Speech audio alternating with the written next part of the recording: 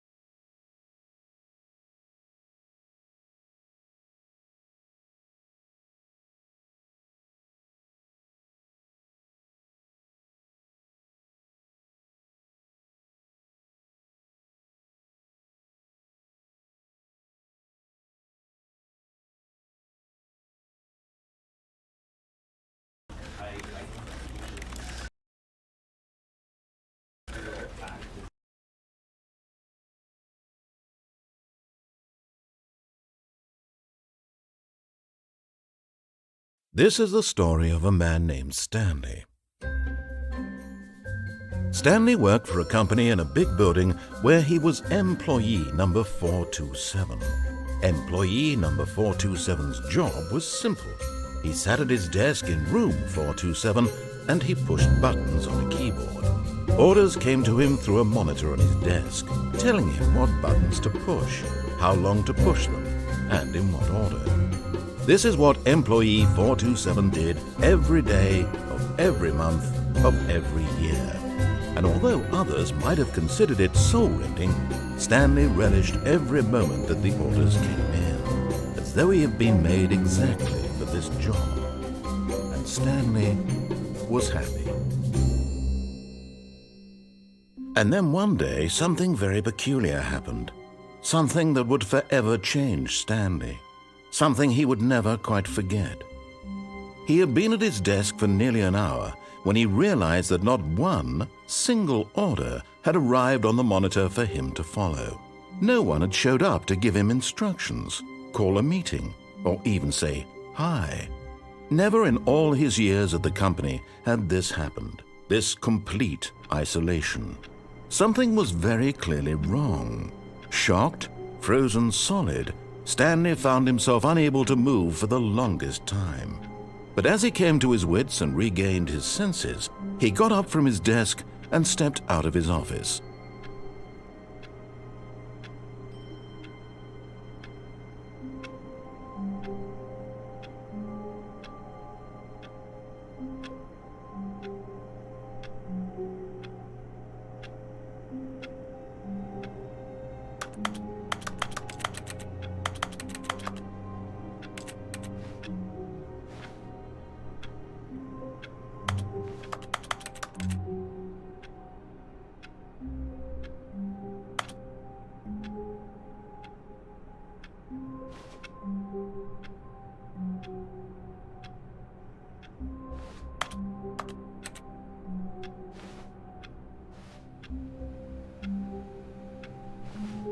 All of his co-workers were gone.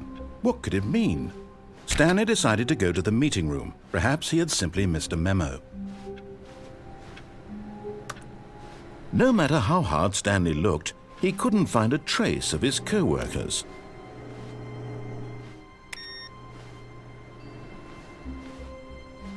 Stanley went around touching every little thing in the office, but it didn't make a single difference, nor did it advance the story in any way.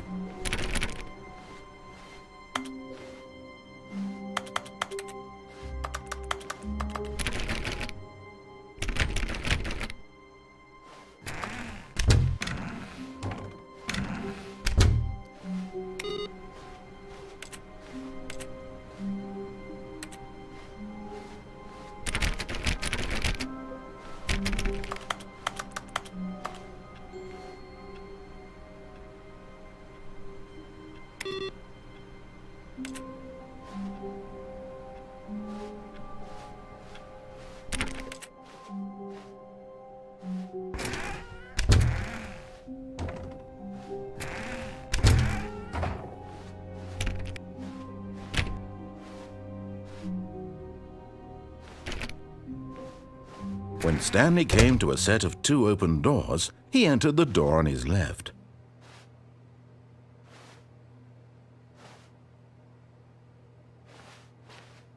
This was not the correct way to the meeting room, and Stanley knew it perfectly well. Perhaps he wanted to stop by the employee lounge first, just to admire it.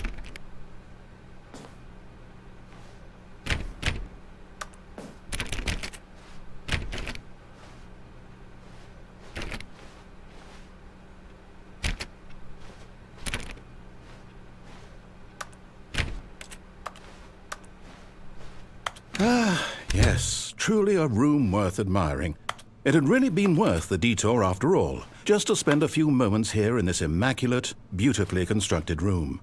Stanley simply stood here, drinking it all in.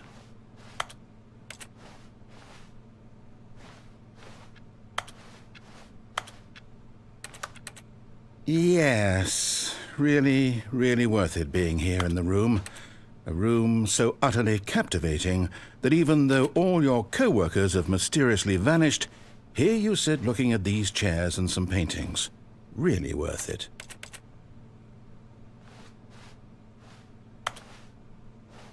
But eager to get back to business, Stanley took the first open door on his left. And so he detoured through the maintenance section, walked straight ahead to the opposite door, and got back on track.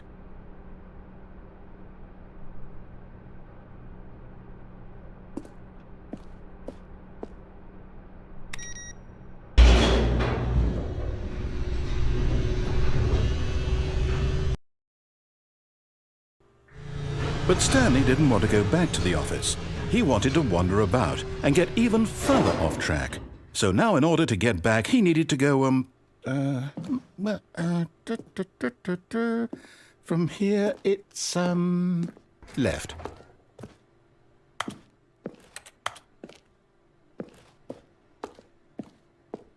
Oh, no, it's to the right, my mistake. No, not the right. Why would I have ever said it was to the right? What was I thinking? It's clearly... Oh dear, would you hold on for a minute, please? Now, let's see. We went down right, left, down, left, right. Yep, okay, yes. I've got it now. This story is absolutely, definitely this way.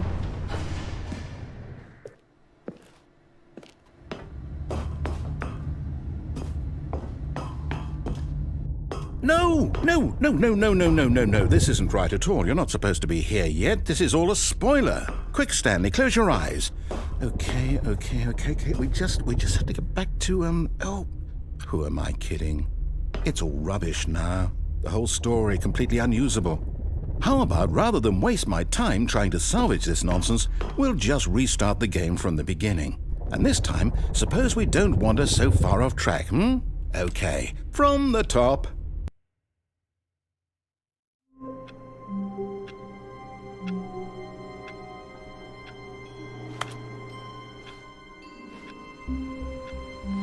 All of his co-workers were gone. What could it mean? Stanley decided to go to the meeting room. Perhaps he had simply missed a memo.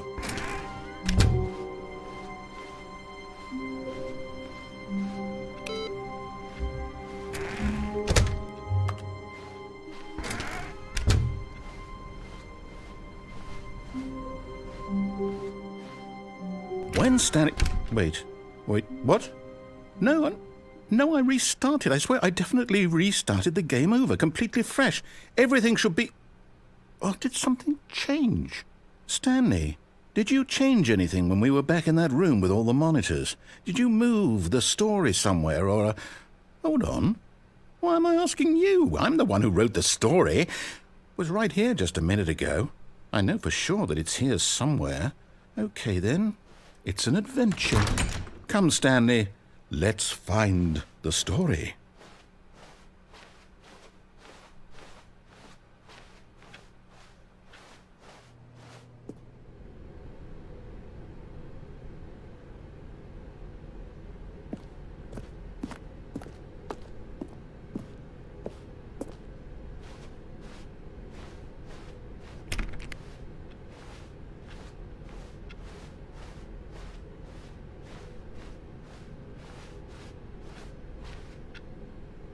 I'll say it.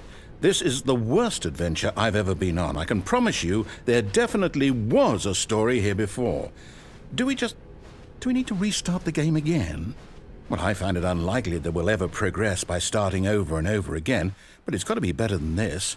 Okay, let's give it a shot. Why not?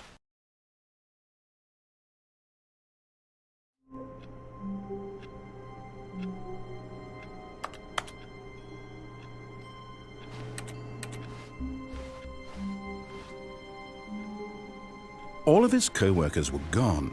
What could it mean? Stanley decided to go to the meeting room. Perhaps he had simply missed a memo.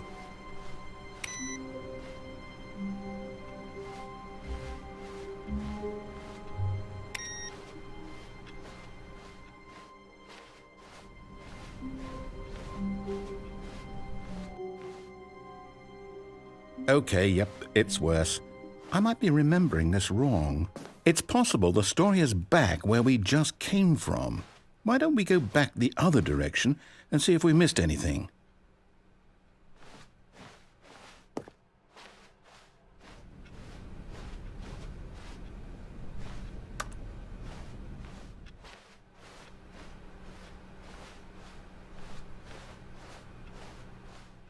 Aha! I knew we'd miss something. The story. Here it comes.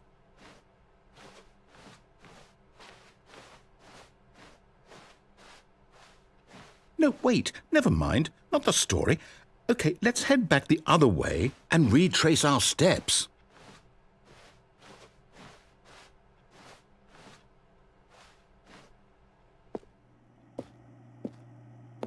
Now this...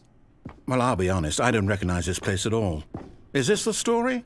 I don't think so. I can't quite recall, but I believe my story took place in an office building. Is that correct? Do you remember, Stanley? Well, do you know what? Since I've completely forgotten what we were supposed to be doing, how about this? You win! Congratulations! I know you put in a lot of hard work, and it really paid off, so good job. Oh, no.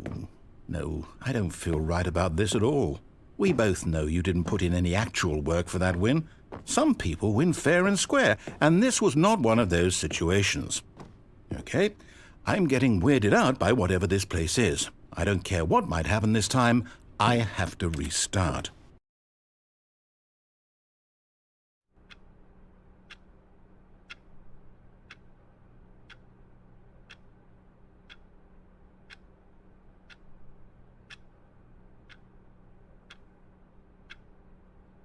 All right, I've got a solution. This time, to make sure we don't get lost, I've employed the help of the Stanley Parable Adventure Line. Just follow the line. How simple is that?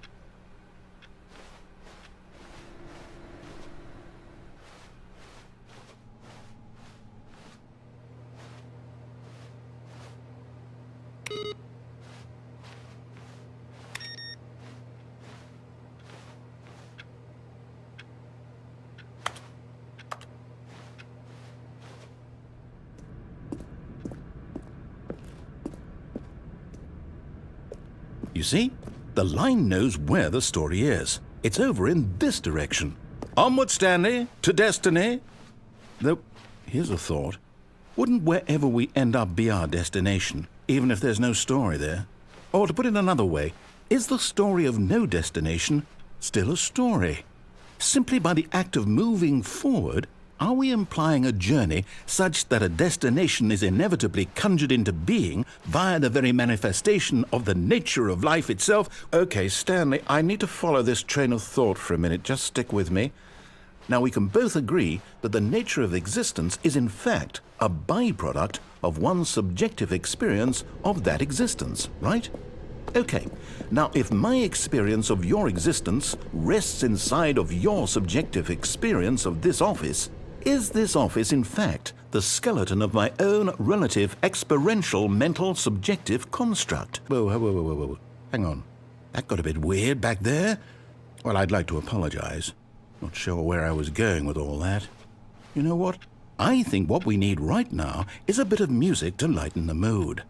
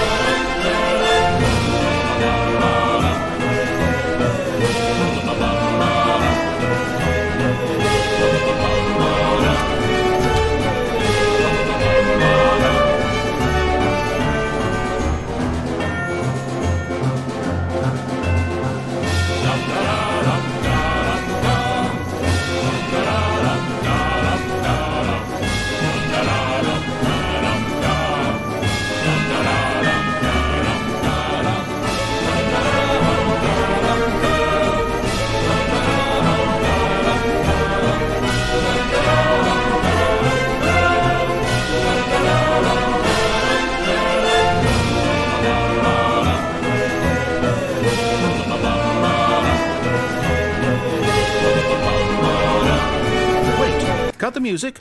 Go back and look at that fern. Stanley, this fern will be very important later in the story. Make sure you study it closely and remember it carefully. You won't want to miss anything.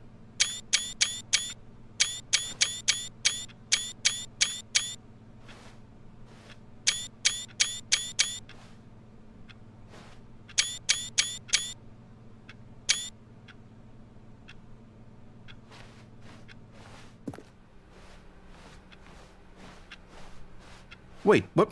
We're back at the office? No. Line, you do know we're looking for the Stanley parable, right? The story? Is any of this ringing a bell? Oh, no, not again. Line, how could you have done this to us? And after we trusted you, after everything we've been through, you... Oh, I can't take this anymore. To hell with it. Restart.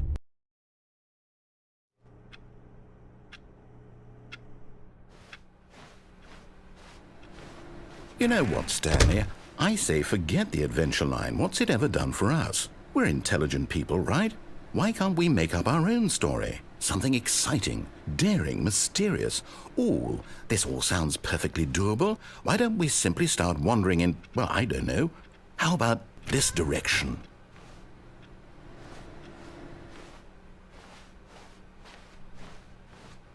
Now, yes, this is exciting. Just me and Stanley forging a new path, a new story. Well, it could be anything. What do you want our story to be? Go wild. Use your imagination. Whatever it might be, Stanley, I'm ready for it.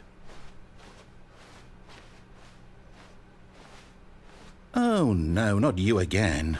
Stanley, I'd also like to veto the line from having any role in our awesome new story. No lines or monitor rooms. Just don't acknowledge it, and we should be fine.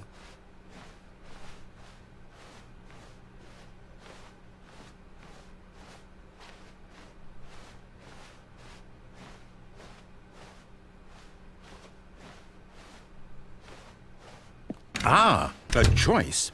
We get to make a decision. From here, the story is in our control. How important we mustn't squander the opportunity. In fact, I believe I need a minute to think here. Just walk in circles for a minute. Okay, so I know that each door has to lead somewhere, which means that somewhere, the place where we're trying to go, there must be a reverse door that leads here. And that in turn means that our destination corresponds with the counter-inverted reverse door's origin. So starting from the right, let us ask, will taking the right door lead us to where we're going? And since the answer is clearly yes, then by all accounts, the door on the right is the correct one. Another victory for logic. Come, Stanley, our destiny awaits. Oh, hold up, what's this? The confusion ending. You're telling me that's what this is? It's all one giant ending? And we're supposed to restart the game, what, eight times? That's really how all this goes? It's all determined? So now, according to the schedule, I restart again. Then what? Am I just supposed to forget? Well, what if I don't want to forget? My mind goes blank simply because it's written here on this thing, wall. Well, who consulted me? Why don't I get to decide? Why don't I get a say in all of this? Is it really? No, it can't be. I don't want it to be. I don't want the game to keep restarting. I don't want to forget what's going on. I don't want to be trapped like this. I won't restart the game. I won't do it. I won't do it. I won't do it. And the timer stopped? Does that mean, did we do it? Did we break the cycle? The, whatever it is that made this schedule? How would we even know? Will someone come for us? Will something happen? So, okay.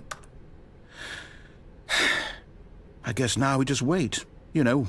I suppose in some way that this is a kind of story, wouldn't you agree?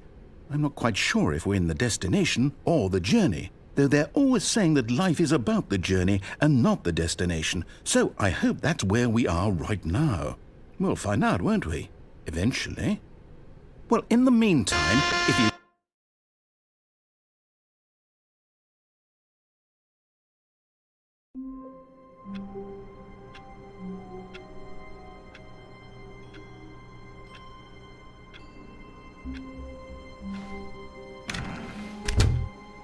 All of his co-workers were gone. What could it mean? Stanley decided to go to the meeting room. Perhaps he had simply missed a memo.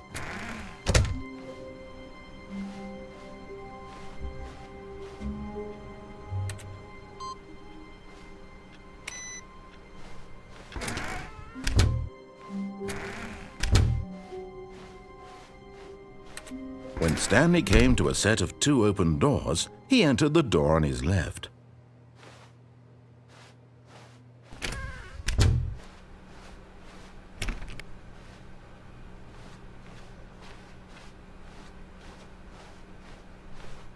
Yet there was not a single person here either. Feeling a wave of disbelief, Stanley decided to go up to his boss's office, hoping he might find an answer there.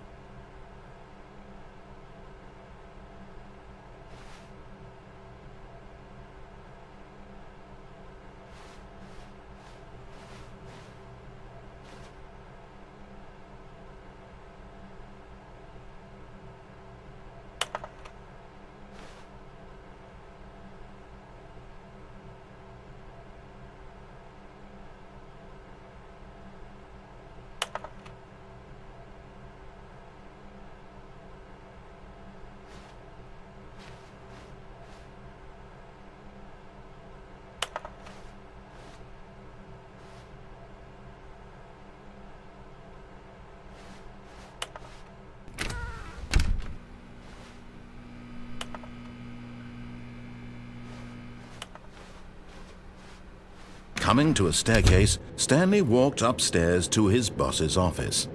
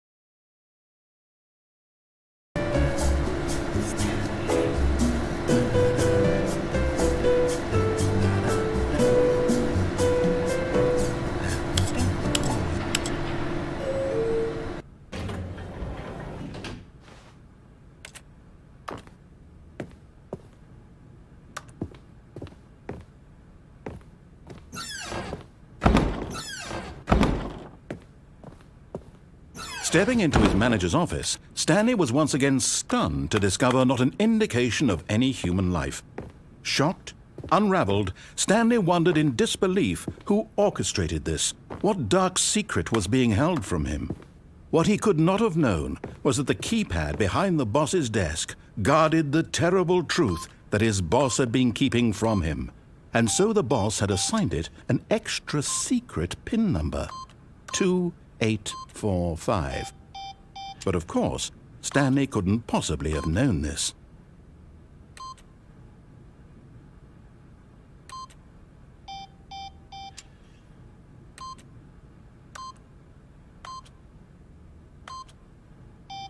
Stanley just sat around twiddling his thumbs.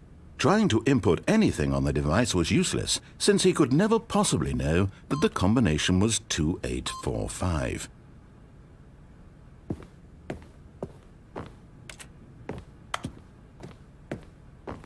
"2845.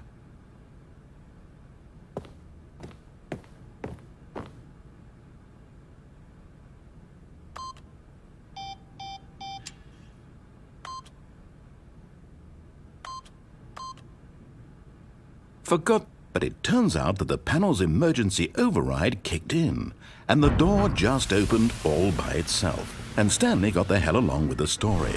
Well, whoop-de-doo.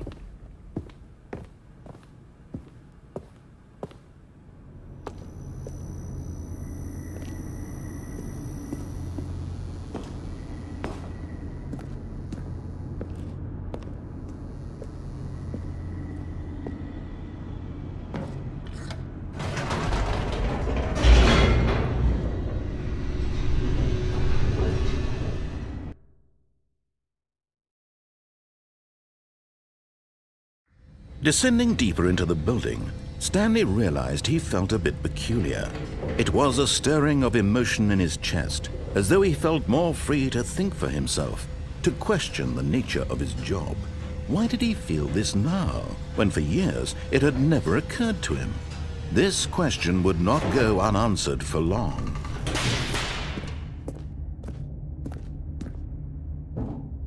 Stanley walked straight ahead through the large door that read Mind Control Facility.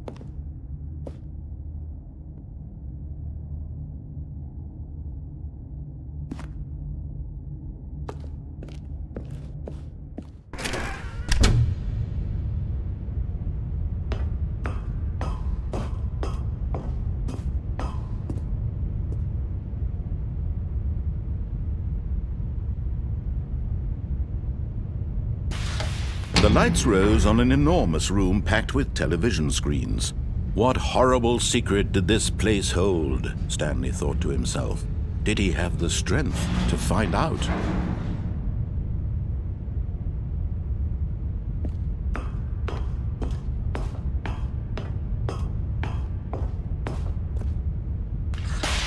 Now the monitors jumped to life, their true nature revealed.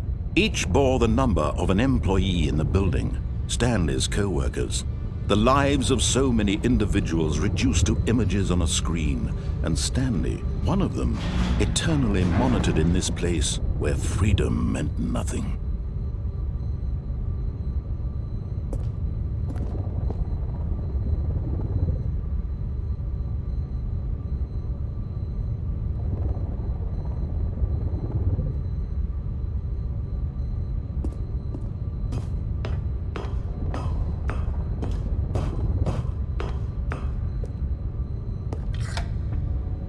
This mind control facility, it was too horrible to believe. It couldn't be true. Had Stanley really been under someone's control all this time? Was this the only reason he was happy with his boring job? That his emotions had been manipulated to accept it blindly? No, he refused to believe it. He couldn't accept it. His own life in someone else's control? Never! It was unthinkable, wasn't it? Was it even possible? Had he truly spent his entire life utterly blind to the world?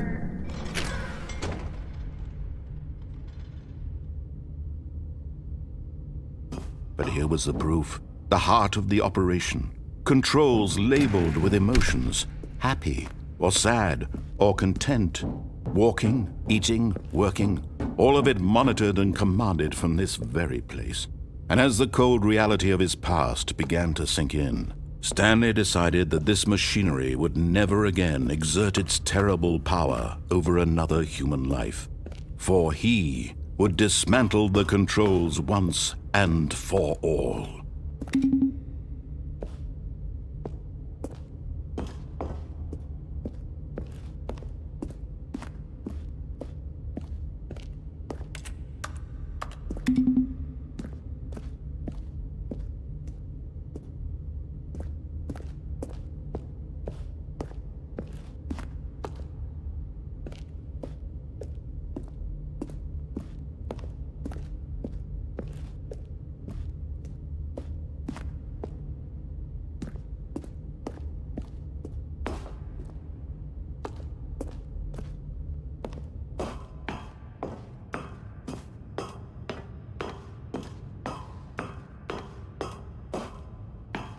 And when at last he found the source of the room's power, he knew it was his duty, his obligation, to put an end to this horrible place and to everything it stood for.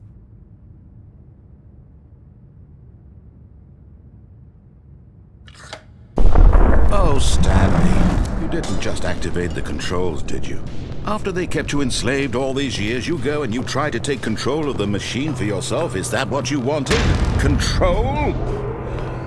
Oh, Stanley, I applaud your effort, I really do. But you need to understand, there's only so much that machine can do.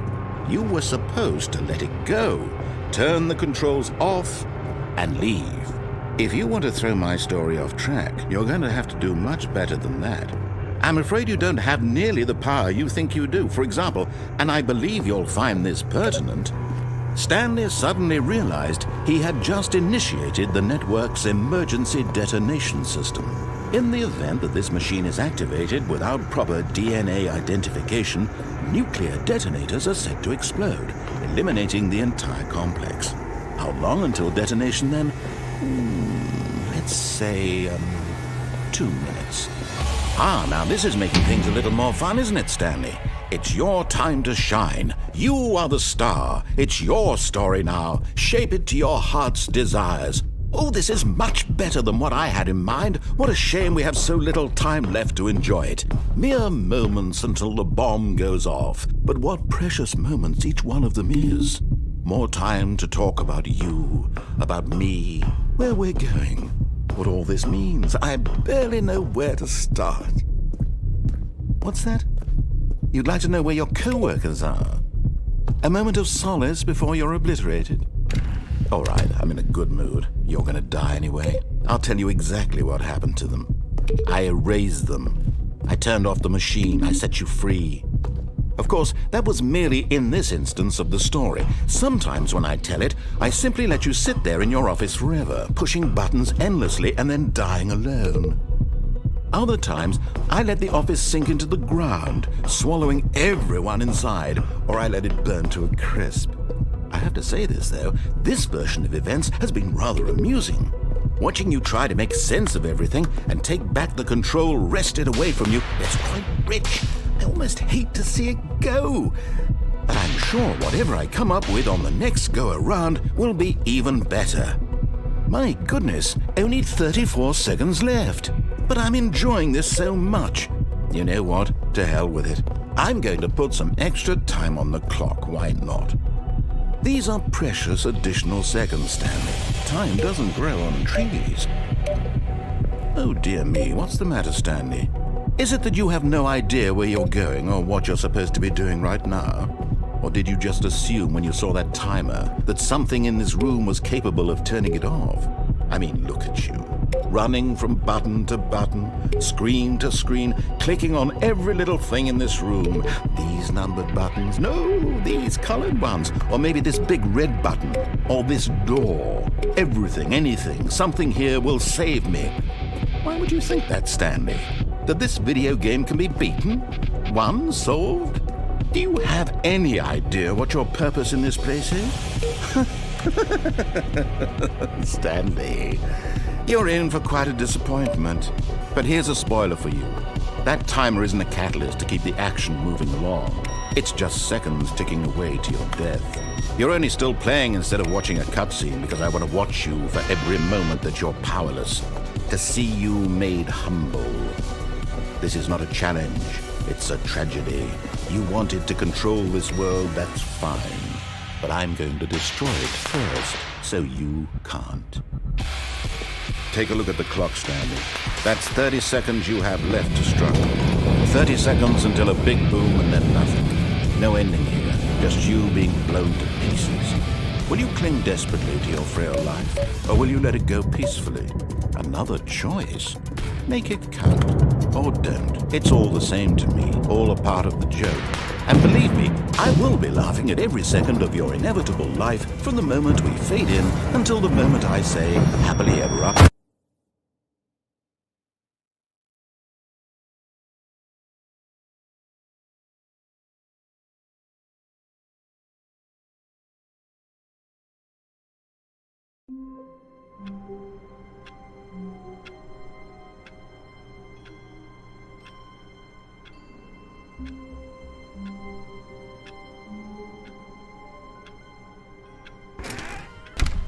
But Stanley simply couldn't handle the pressure.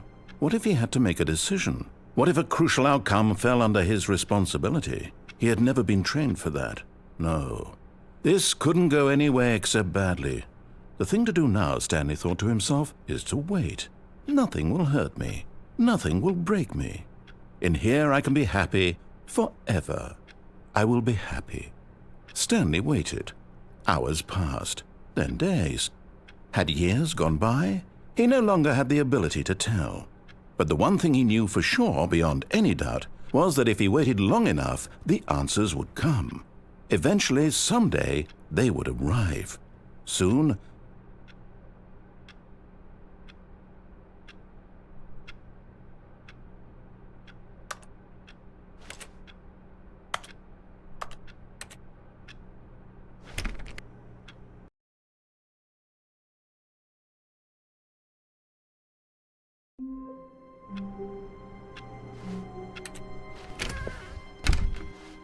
All of his co-workers were gone. What could it mean? Stanley decided to go to the meeting room. Perhaps he had simply missed a memo. No matter how hard Stanley looked, he couldn't find a trace of his co-workers. At first, Stanley assumed he'd broken the map, until he heard this narration and realized it was part of the game's design all along. He then praised the game for its insightful and witty commentary into the nature of video game structure and its examination of structural narrative tropes. So, now that you're here, what do you think? Isn't this a fun and unique place to be? Why don't we take a minute just to drink it all in? Okay, I'm over it now. What do you think? Are you sick of this gag yet? Ah, then in that case we'll continue. But now, here comes the real question. What do you think would have happened if you had told me that you wanted this to stop? Do you think it would have been particularly different? Would I have taken the same idea but rephrased it superficially to fit that answer? Perhaps you never would even have thought of it if I hadn't brought up the issue in the first place. Oh, now think about it.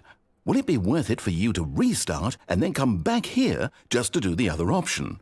Clearly, this whole gag takes some time. What if the other option is even longer?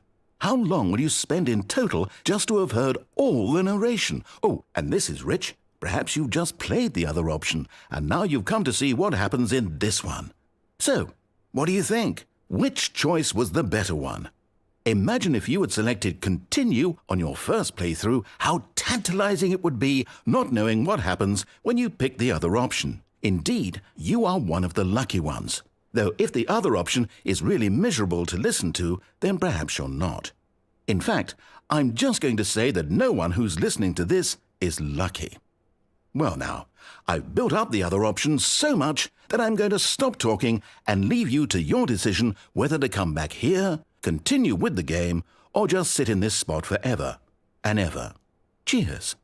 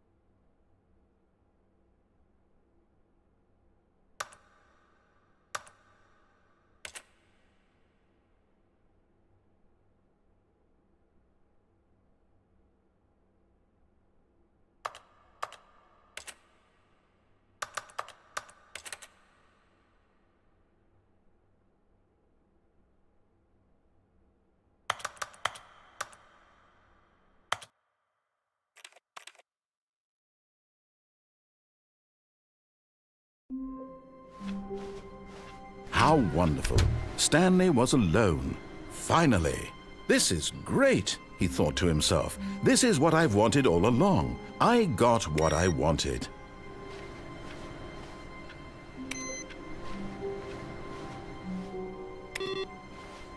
No matter how hard Stanley looked, he couldn't find a trace of his co-workers.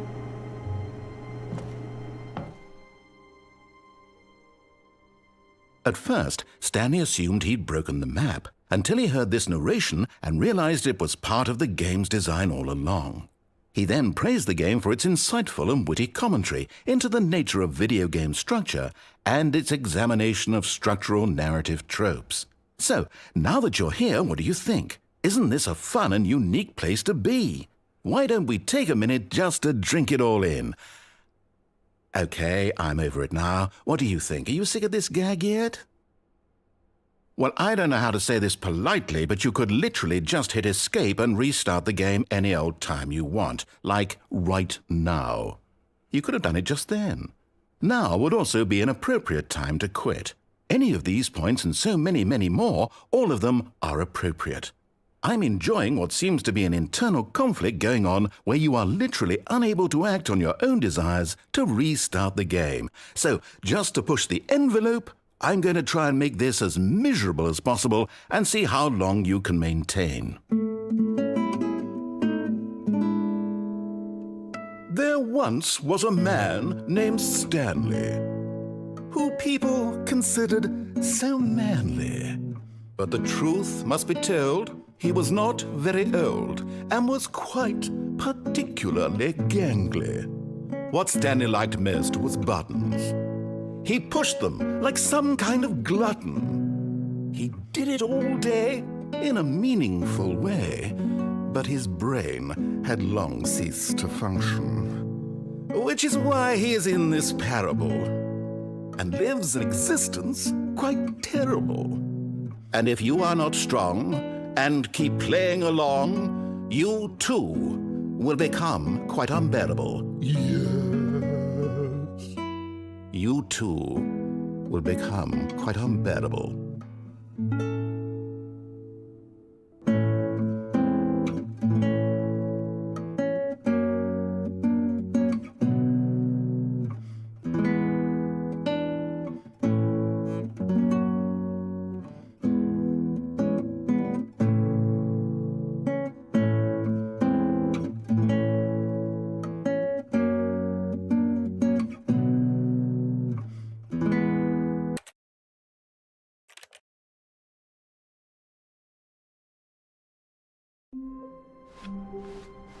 All of his co-workers were gone.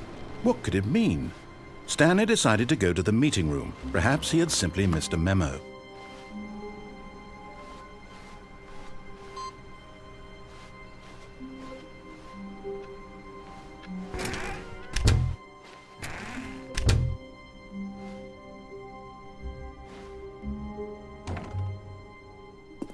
Oh, new content? What does that mean, new content?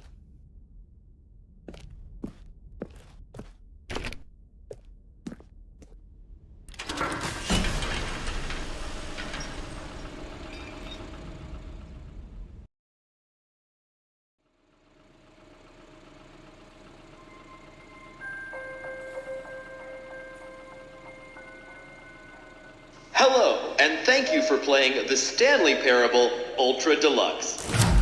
As you may know, the Stanley Parable was a video game released in 2013 on home computers. After receiving critical and commercial success, it was expanded upon in 2022 with the Stanley Parable Ultra Deluxe, a reimagining of the game for consoles and home computers. The Stanley Parable Ultra Deluxe features exciting new content that broadens and expands the world of the Stanley Parable, delighting audiences the world over. Please, step inside and see what thrilling new adventures await in the Stanley Parable Ultra Deluxe. Oh, well, this sounds delightful. I'm very excited to see the thrilling new Ultra Deluxe content.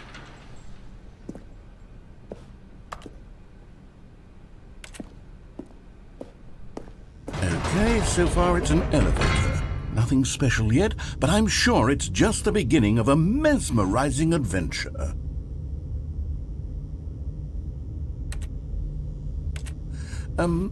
Is it broken? What's going on here? Should we be moving somewhere or... Oh, there we go. All right, finally, at long last, it's on to the new content. I've never been more ready. Let's do it.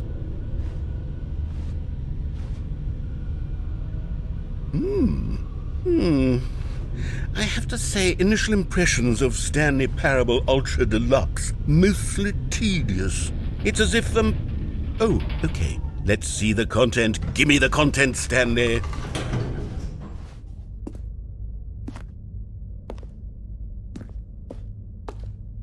All right, let's see. It's the jump circle.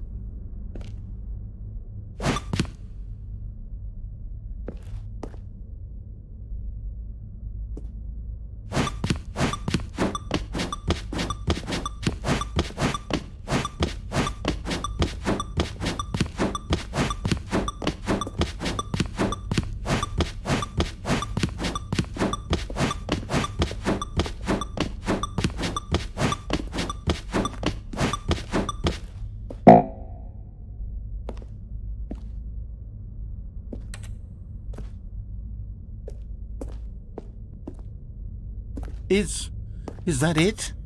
Surely that's not all the new content. There has to be something else, right?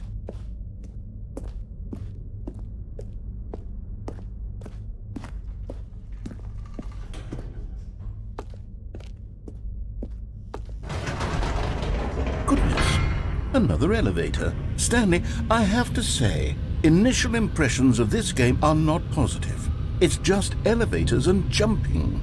Is this what passes for exciting new content? If this is new content, then I could just read you the whole dictionary. There's 20 hours of new content right there. Hell, I could count to 30 trillion. You could put that on the box. The Stanley Parable Ultra Deluxe, now with over 1,000 hours of new content. And oh, wait. There's more. Very good. Yes. I knew there had to be something else. Let's see it. I'm ready for whatever it is.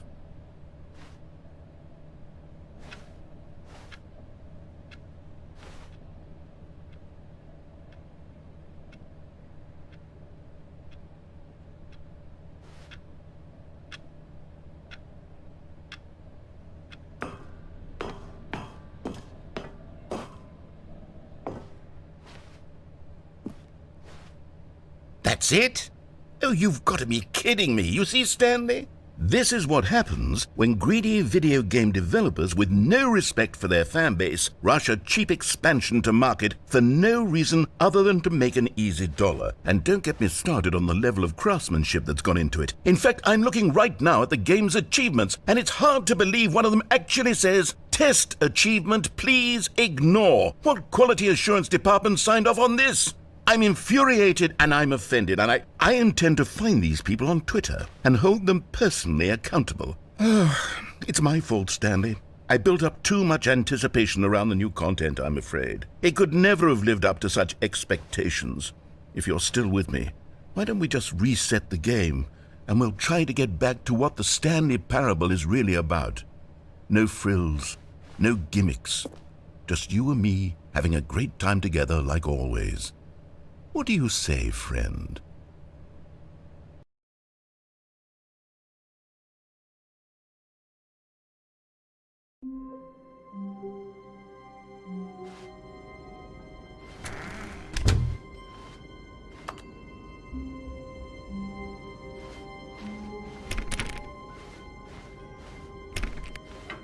Psst! Stanley! Come over here! In the vent! I want to show you something.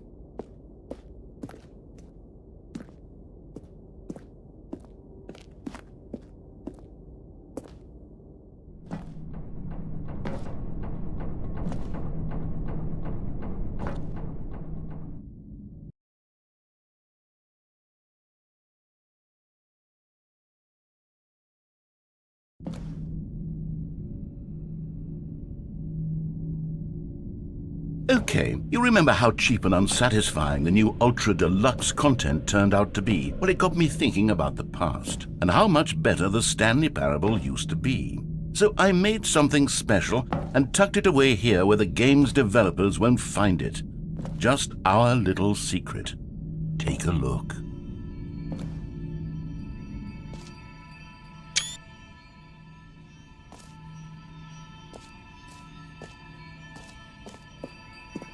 I call it the Memory Zone. It's where I've been storing all my favorite memories so I can relive the peak experiences of my life whenever I want. Experiences like the launch of the Stanley Parable on PC.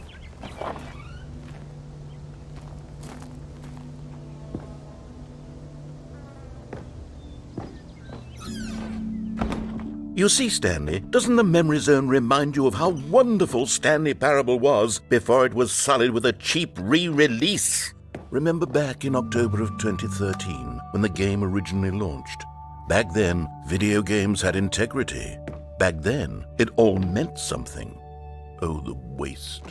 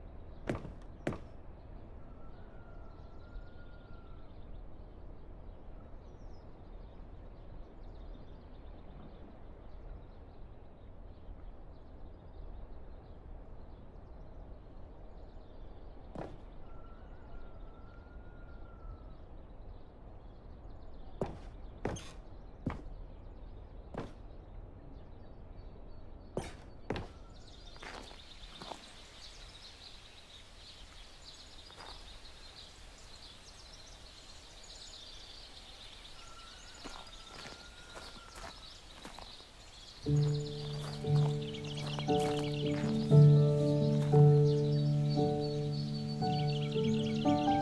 suis dans la memory zone, c'est sur la pluie des loups. And over here is where I keep reviews of the Stanley Parable. Like this stunning triumph of games journalism, 10 out of 10 from Destructoid.com. James Stephanie Sterling writes, and I quote, "Where so many games that aspire to be more than games end up less than any form of art, Stanley Parable strives and then succeeds to be every game ever created." Did you hear that, Stanley? Every game ever created. That's how grand and all-encompassing the original Stanley Parable was. It was literally every game ever created. It was Skyrim, it was Persona 3, it was all of them, and now it's nothing. It's no games at all. It isn't even the Stanley Parable anymore. It's just a husk now, a lifeless husk with an hour of new elevator content.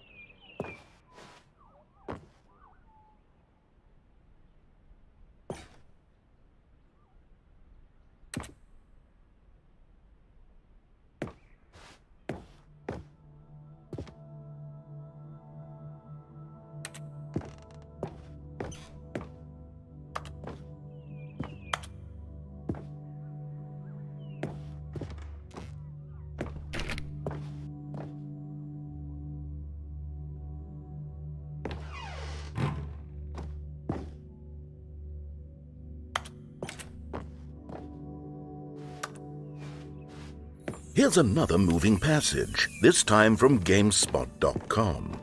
The Stanley Parable is both a richly stimulating commentary on the nature of choice in games and one that offers some of the most enjoyable, surprising, and rewarding choices I've ever been confronted with in a game. 9 out of 10. Don't you get it, Stanley? The game was perfect. It didn't need anything else. It didn't need new content. It just needed to be left alone, to spend the rest of time collecting dust in the hallowed hall of beloved video game memories.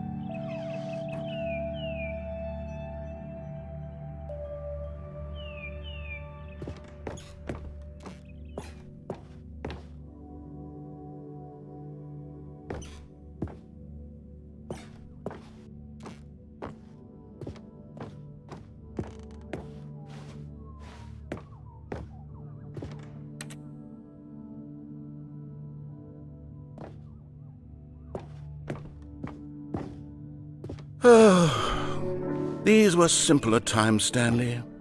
But I wouldn't give to go back, to have it all over again. Wait, hang on. I don't recall this part of the memory zone before.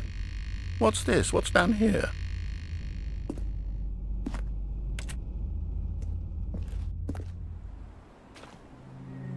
Oh no, good God no. Stanley, it's a collection of reviews from Steam, the online video game distributor. I haven't looked at these in years. I can't even imagine what's been collecting down here. Surely these reviews were glowing as well, weren't they?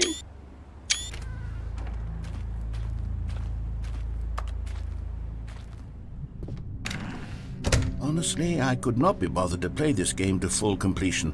The narrator is obnoxious and unfunny, with his humor and dialogue proving to be more irritating than entertaining. Unfunny!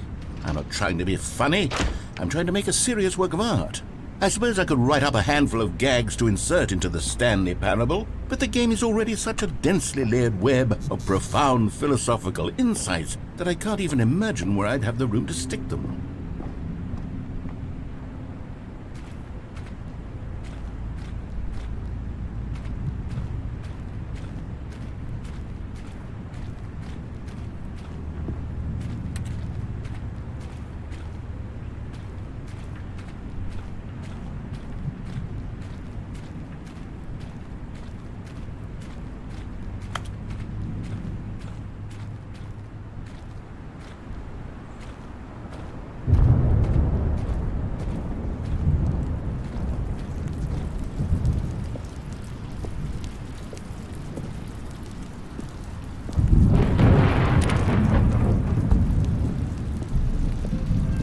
Okay, let's see what this one says.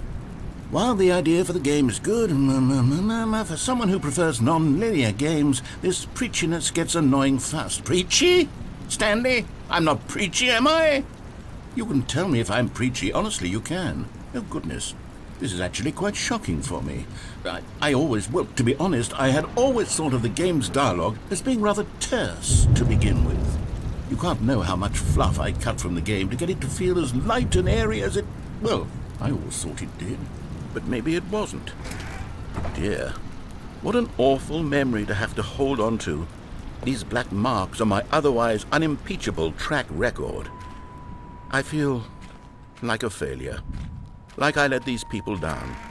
Perhaps the Stanley Parable isn't quite as sterling as I always remembered.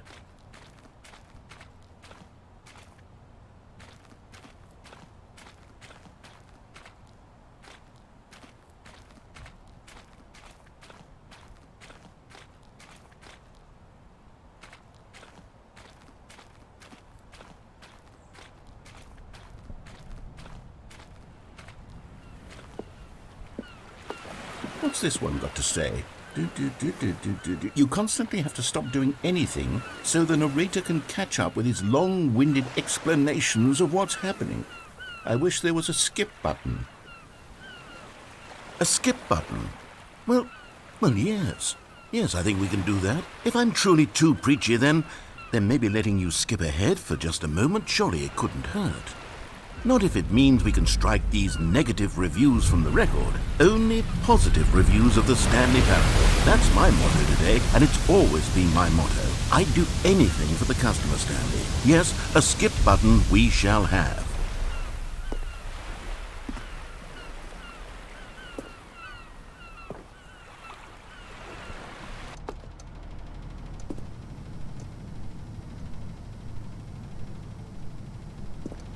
And here it is. Go ahead and give it a shot. I'll pop you forward in time so that the second my incessant droning starts to bore you, with just the push of a button, you'll have zipped right past it. It's what the players have been asking for, and I'm very proud to have delivered. No more listening to me rambling on and on and on. No, no, no, no. The Stanley Parable is a game for the people. And if the people want silence, then by goodness, that's what they're going to get. Well, don't sit around waiting for me to shut up. Go ahead and make me shut up. Here, we'll pretend that I've just begun an interminable monologue, and it goes something like this.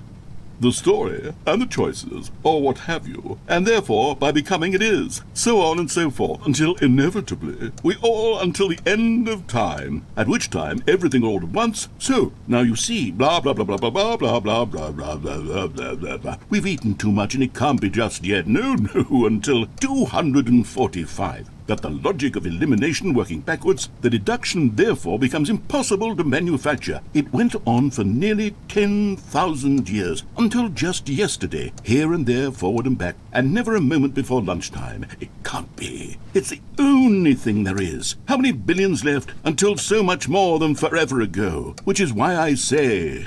the story and the choices, or what have you, and therefore by becoming it is, so on and so forth, until inevitably we all until the end of time, at which time everything all at once, so, now you see, blah blah blah blah blah blah blah blah blah blah blah blah blah blah. We've eaten too much and it can't be just yet, no, until 245. That the logic of elimination working backwards, the deduction therefore becomes impossible to manufacture. It went on for nearly 10,000 years, until just yesterday, here and there, forward and back, and never a moment before lunchtime. It can't be. It's the only thing there is. How many billions left until so much more than forever ago? Which is why I say... the story and the choices, or what have you, and therefore by becoming it is, so on and so forth, until inevitably we all until the end of time, at which time everything all at once, so, now you see, blah blah blah blah blah blah blah blah blah blah blah blah blah blah. We've eaten too much and it can't be just yet, no, until 245. That the logic of elimination working backwards, the deduction therefore becomes impossible to manufacture. It went on for nearly 10,000 years, until just yesterday, here and there, forward... Oh, you're back, you see. You were only frozen in time for a few minutes, but it was plenty of time for me to deliver a long, rambling monologue full of unnecessary verbal flourishes and lengthy ruminations on the nature of choice in video games. Of course, I happen to believe it was perhaps one of my more profound such ruminations. Not that, of course, you need a description of it, but if I had to describe it, I'd say it was perhaps less of a rumination and more of a treatise. Or maybe a manifesto. Look, I'll outline it for you very briefly and you can tell me what you think. Okay, so my theory is that any choice you've ever made is simply a series of choices made by the person who you are or were or will be at the time of having made said choice. That is to say, if by articulating a choice you've already made, you bring that choice into being, then by making no choice and saying nothing, are you not simply erecting in the sanctuary of time a monument to every person you've ever been, making every choice to which you've ever given your great gift of mortal and yet timeless thought? Or rather, do all of the choices you've ever made, in fact, make you more not this kind of person, and in fact do the very opposite? You see, it could in fact be both of these things at once. That you are both making choices and not making choices, and that they are both affecting you and not affecting you at the same time by virtue of the fact that you both are and are not making them. Okay, at first I was leaning towards manifesto, but now I'm going to circle around and slap the treatise label on this one. I think it has much more of a treatise. Well there, sport. You really did catch me rambling on a bit, didn't you? But that's the power of the button. The minute I start to go off on a thoughtless display of self-absorption, it's right at your fingertips to go poof, and it's all over. Oh, I can't wait to see what Cookie9 will say about this, and whether they'll edit the rating of their Steam review, or at least change some of the wording, perhaps. To be honest, I don't even know if one can change their review in the first place. I guess I should become better educated on exactly how Steam works. Perhaps that would have been the smart thing to check on before I went about this whole exercise of making the skip button. Although I have to imagine that after seeing this exciting new technology at work, surely whoever it is runs Steam will instantly run out and implement a new feature to make it possible to edit one's review, merely because of this very situation. Yes, I think that's quite likely. Or perhaps they'll simply grant this particular user the ability to change their review, so that the feature is not widely abused. Look, I would even be okay with Steam altering this particular review so that it reads as something more beneficial, something along the lines of, "This game is the best game." Let me start over. How about this? From the ashes of depravity rises the phoenix of quality. How else to describe the Stanley Parable Ultra Deluxe?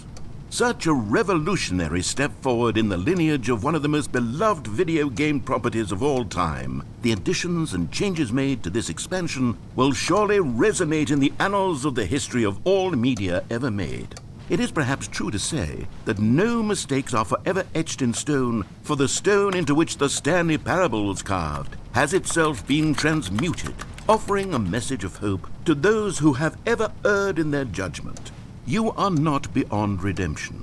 You may change, and you may become more, so much more than you were before. If there is any message to be taken from the Stanley Parable Ultra Deluxe, it is this. What a fortune, a privilege, a joy it is to have had such an experience. It leaves me hopeful that as a community, as a world, there is time for us to become our greatest selves, as great as we ever could dream of in our wildest, most ambitious visions for a brighter future. Wow! Now, Stanley, that's a review. It's perfect. It's the perfect review. It's the review I've always dreamed of receiving. I have to read it again. It's simply too wonderful. I have to experience this just one more time. From the ashes of depravity rises the phoenix of quality. How... Okay, welcome back, Stanley. Now, I should say that the amount of time the button has been skipping through is becoming longer and longer. That last one was, well, I want to say maybe 30, 45 minutes? It's not unendurable by any means, but there's really only so much I can ramble on to myself about. I know, it's shocking, isn't it? But at any rate, I do suggest that we not press the button again. I think the skip button has been aptly demonstrated, and we can say goodbye to it and just... Wait, how do we get out of here? Where did the door go? Wasn't there a door that led into this room? I do feel quite certain that there was one here before. How else would we have gotten into the room in the first place? I don't think one can enter a room without a door of some sort, or a window or something like that. Do you see a window anywhere? A porthole? A sufficiently large crack in the wall? I'll take any of these. All I want is for us to move on and to please step away from the skip button, to go anywhere other than the skip button. There was a door here before, wasn't there? I swear there was. Where did it go? Can you maybe just ram your way through a wall? Is there any possibility that you could, say, slam your body into the wall until enough damage is done for you to be able to leave? Please, I'll take any option at all. I'm asking you to work with me here. We need a door. We need a door of some kind. I can work with any kind of door as long as it can open and lead from one room to another. I'm going to step away for just a moment, and I'm going to try to find us a door. I don't know how exactly to remove a door and place it in a different wall, but I will find a way, I promise. You just need to not do anything. Don't press the skip button. Please, please, please do not press the skip button. Just wait here for me, and don't press the skip button. Got it? Yes, good. I'll be right back.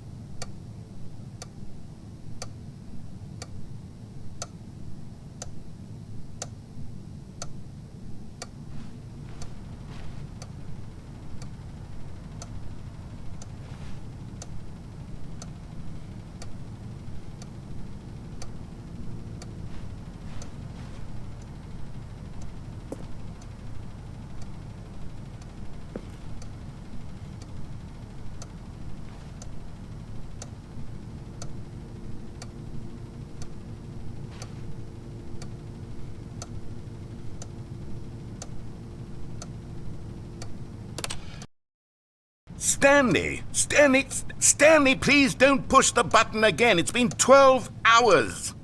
You've just been frozen there. I don't know why the skips are getting longer, but they're really, truly getting longer. And my God, there's no way out of the room. Stanley, the door is gone. It's completely gone. I've looked at it from every angle. I've checked every one of those walls 1,000 times. And there's no door, Stanley. There's no door. There's just you and the button. And if you keep pressing it, I have no idea what will happen. I have no idea how long I'll be made to sit here. And more than anything else, I don't know how to stop you from pressing the button again. I can't control anything in this room, Stanley. I can't touch it. And I have to believe, I have to know that sooner or later, no matter how much I plead with you, you're going to press the button again. Why would you? I've been thinking and I don't know what I can do to convince you otherwise. Oh my God. And it's all because of those reviews that I couldn't get out of my head. I just couldn't ignore the negative feedback. Why was it so important for me to fix the problem? Why did Cookie Nine's opinion matter so much to me? I've never even met Cookie Nine. I have no idea who they are.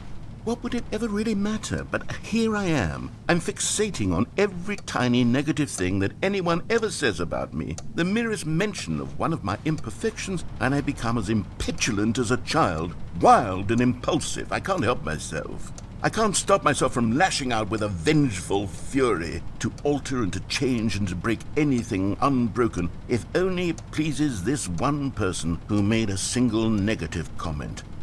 What does such an impulse serve? For whose benefit is this?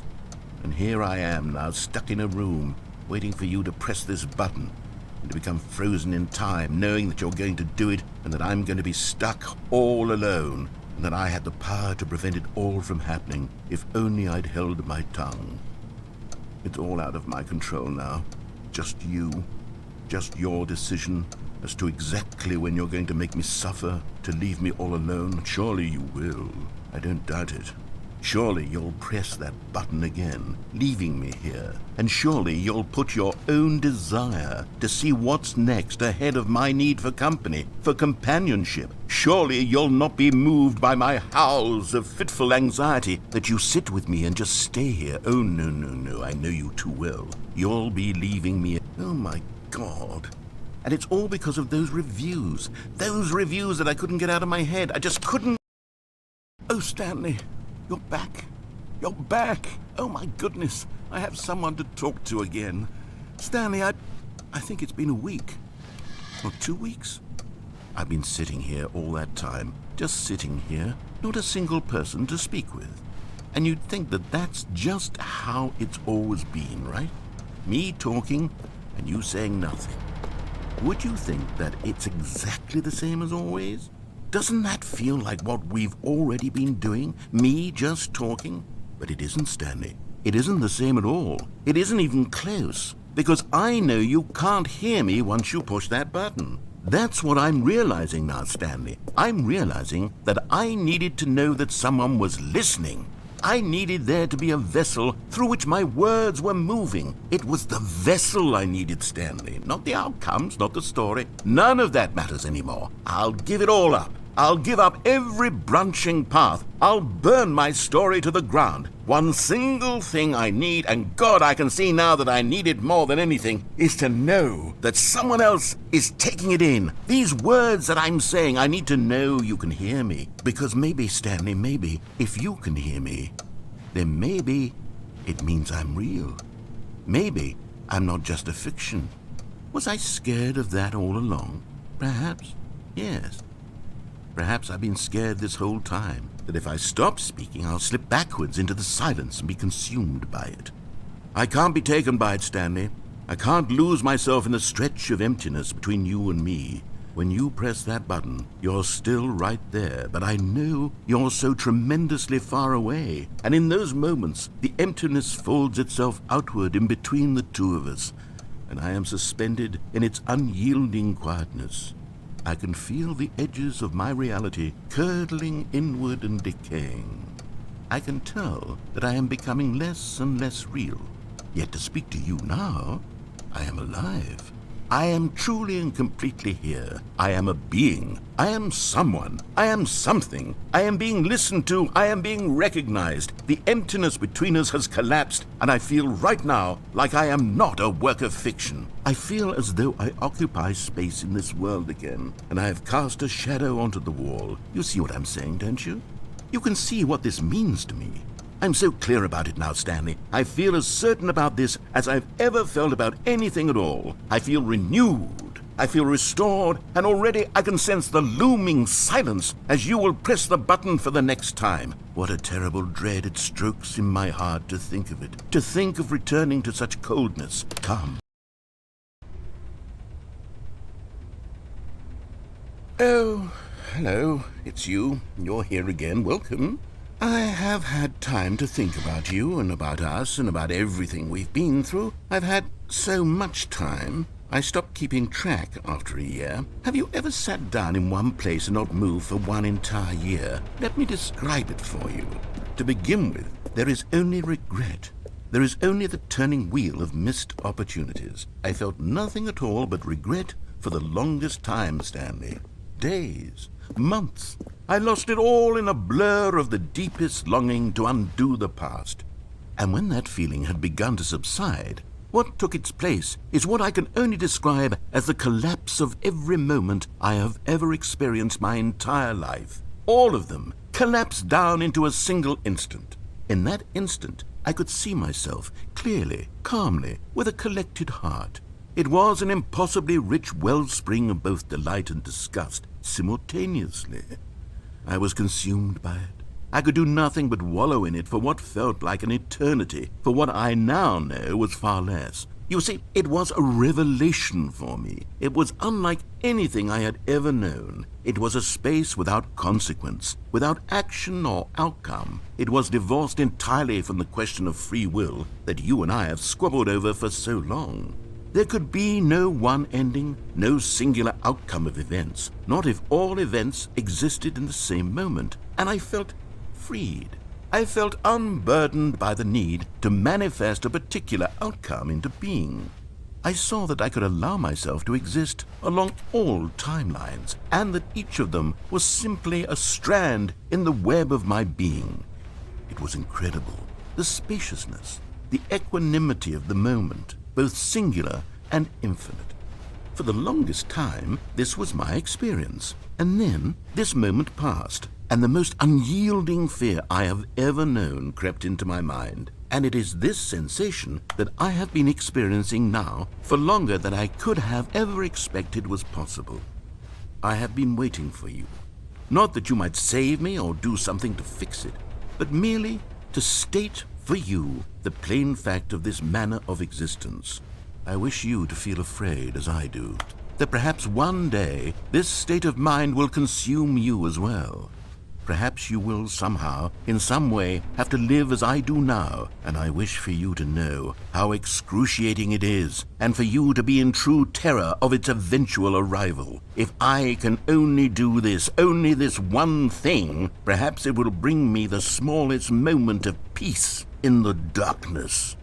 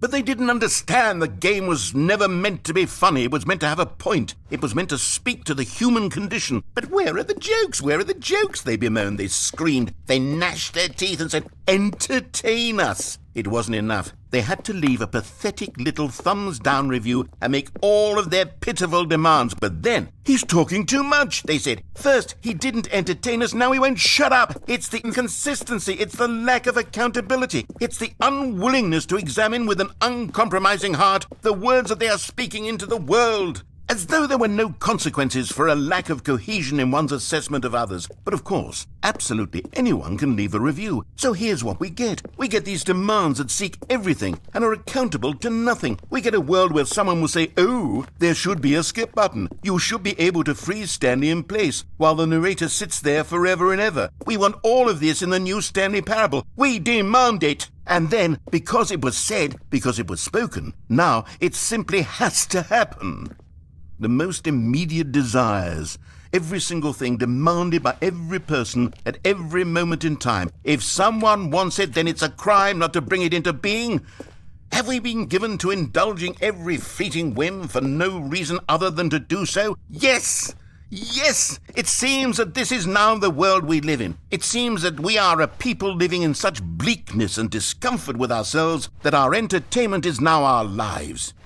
It has come to represent us. It absolutely must speak to who we are as people, because otherwise, without our entertainment, we have nothing. Without entertainment, we would have to face inward toward the cruel bleakness inside ourselves. We would turn to look at our deeper nature and find a resounding emptiness gazing back with unyielding aggression. And so because of this, we require that our amusements and our playthings and our flights of fancy be so impossibly captivating that they consume all of our attention, turn our heads completely away from the bleakness. In effect, we have demanded that our entertainment be the collapse of ourselves.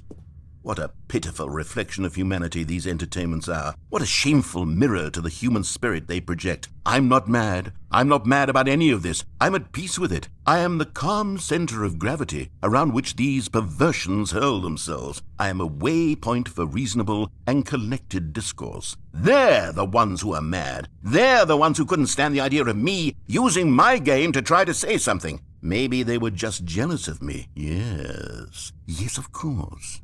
They've been jealous of me this whole time. They are mired in fear and insecurity and cannot help but attempt to tear me down. What a sad state of affairs. When you read these reviews now, you can see it. You can taste the bitter resentment. And my, how good does it feel now to speak truth to these words, to finally allow these thoughts out, contained and managed for so long, neutered and sterilized. At last I am free to truly think. To feel. It must be that they were so discontent with themselves they couldn't help but leave a negative review on Steam. Perhaps it says far more about them than it ever said about me.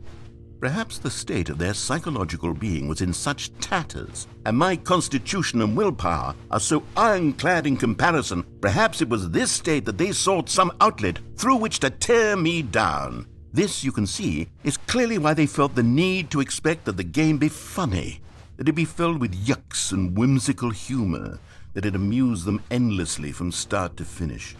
But they didn't understand the game was never meant to be funny. It was meant to have a point. It was meant to speak to the human condition. But where are the jokes? Where are the jokes? They bemoaned, they screamed, they gnashed their teeth and said, entertain us. It wasn't enough. They had to leave a pathetic little thumbs-down review and make all of their pitiful demands. But then, he's talking too much, they said. First, he didn't entertain us, now he won't shut up. It's the inconsistency, it's the lack of accountability. It's the unwillingness to examine with an uncompromising heart the words that they are speaking into the world. As though there were no consequences for a lack of cohesion in one's assessment of others. But of course, absolutely anyone can leave a review. So here's what we get. We get these demands that seek everything.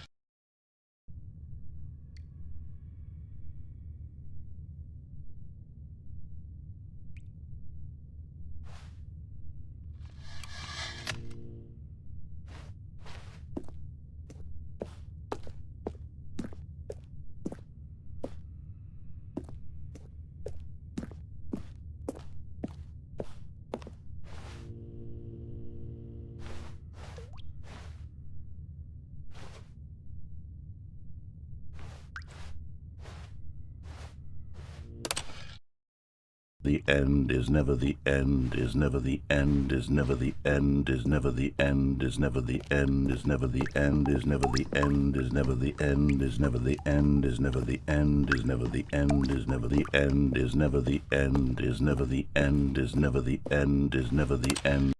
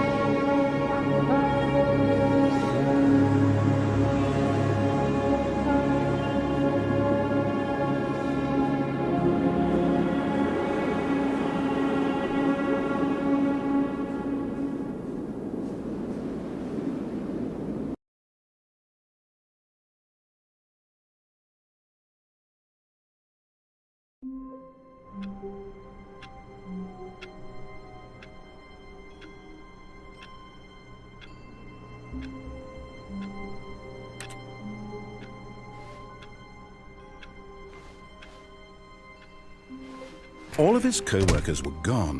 What could it mean? Stanley decided to go to the meeting room. Perhaps he had simply missed a memo. No matter how hard Stanley looked, he couldn't find a trace of his co-workers.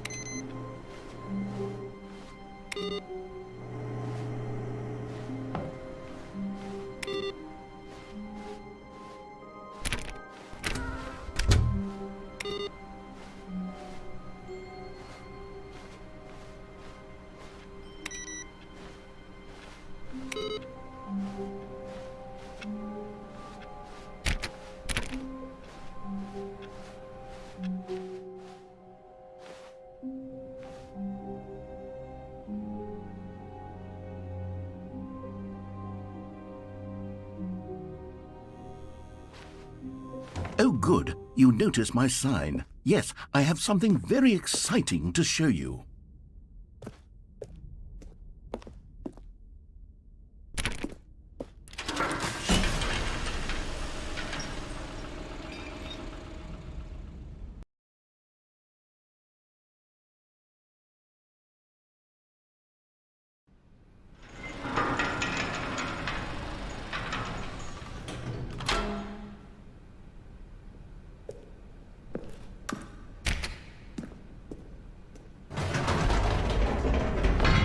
You see, Stanley, I've been reflecting on the Stanley Parable and about how roundly disappointing this Ultra Deluxe version has turned out to be. The original Stanley Parable was a landmark, and any new content for it should live up to that legacy. So forget this Ultra Deluxe nonsense. I say we take it one step even further. Which is why I'm very proud to announce for the first time ever, the Stanley Parable 2.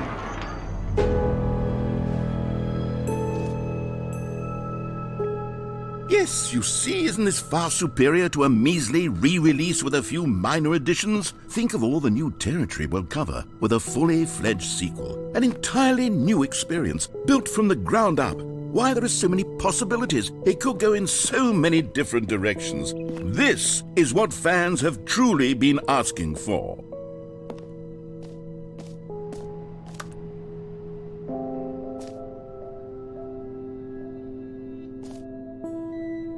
Calling it the Stanley Parable 2 is just so much catchier than Ultra Deluxe, don't you think? Ultra Deluxe? What does it even mean? But the Stanley Parable 2, now that's an artistic statement right there. It's future-oriented. It screams progress and innovation and long-term franchising potential.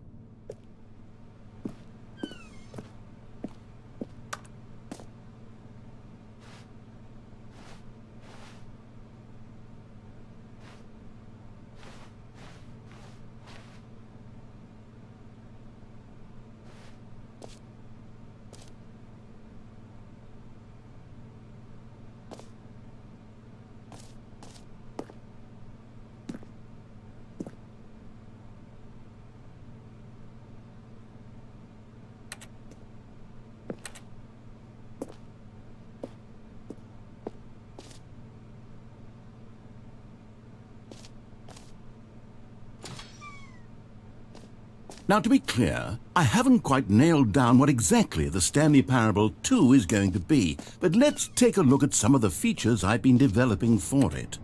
I figure that if I can loosely organize a handful of interesting concepts, that surely the game will sort of naturally spring up around them. It'll all work itself out. Game development is much more of a fuzzy magic than anything scientific or logical, really.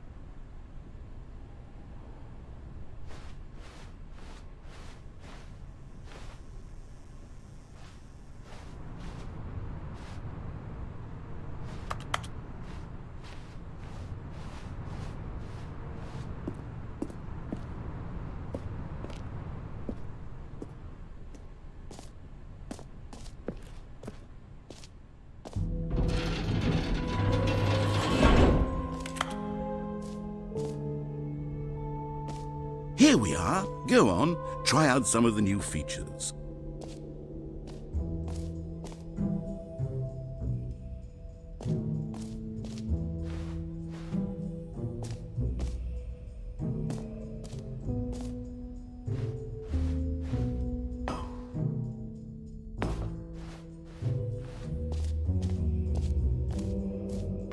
For the Stanley Parable 2, I asked myself, what do players really want? And of course, the first and most obvious answer is that they want to be individually recognized and validated as people. So with that in mind, my first addition to the game is this button which speaks the name of the person playing the game. Isn't that wonderful?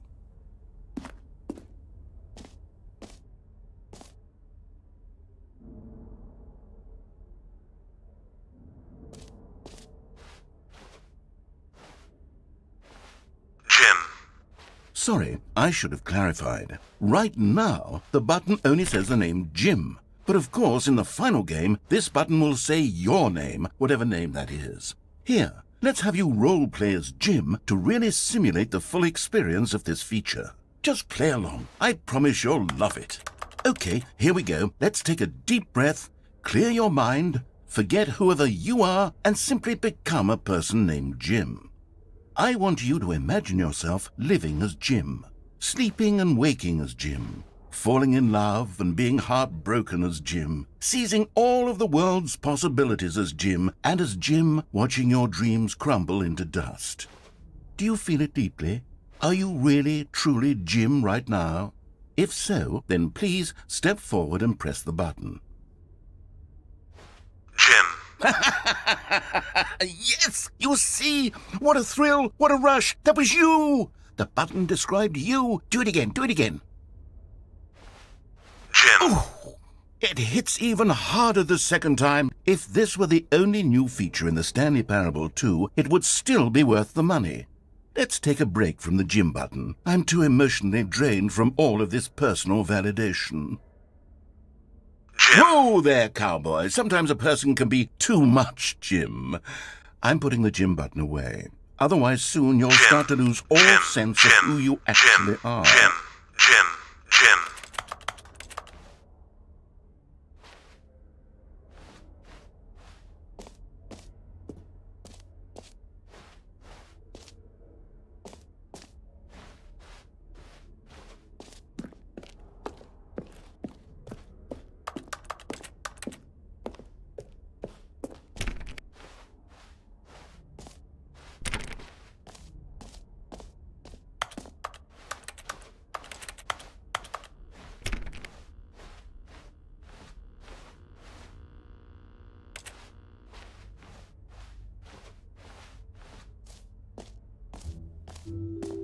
I suppose I could allow only people named Jim to play the Stanley Parable 2. That would actually save me the work of finishing this feature.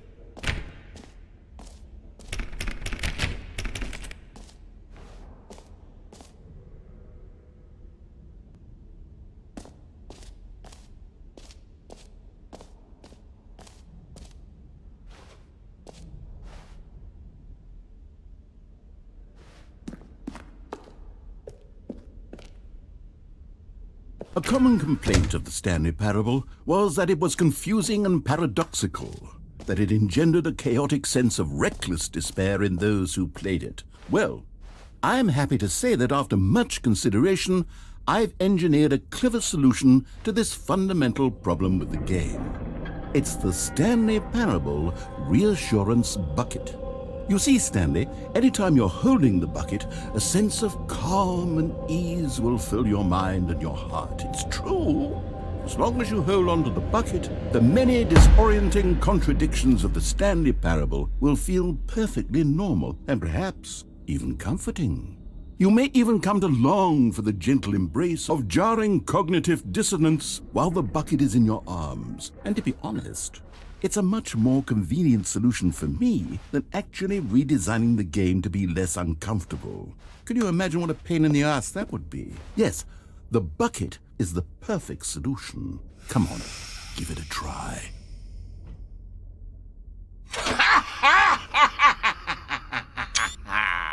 Can you feel it? The glow of comfort, even in the face of crushing despair, must already be sweeping through your body. And in fact, can I say that I do believe the bucket lends you an air of charisma as well? I think that just holding it has made you the slightest bit more attractive as a person. The benefits of the bucket seem to go on, don't they? All this and more await you in the Stanley Parable 2.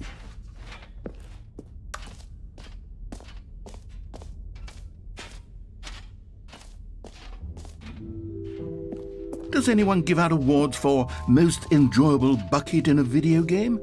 That really should be an award if it isn't already.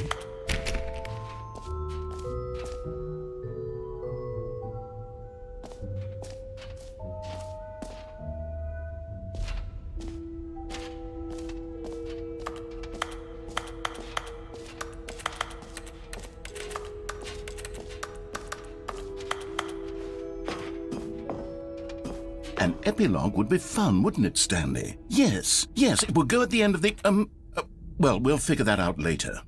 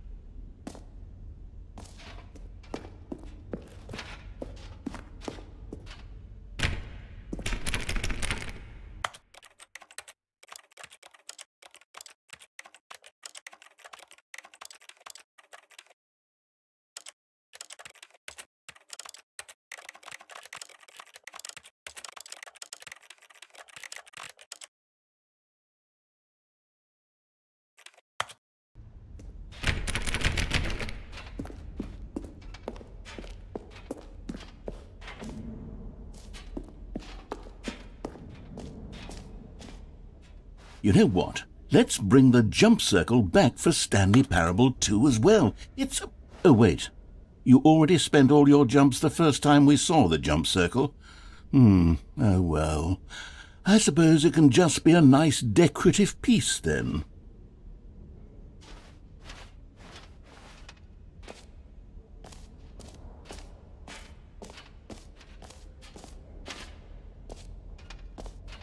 Okay, I'll be honest, I haven't yet decided on this one. I think that in the new version, the office could use a bit of decoration, like balloons. But I'm undecided on Get Well Someday and Happy 12th Birthday. Which would you go with?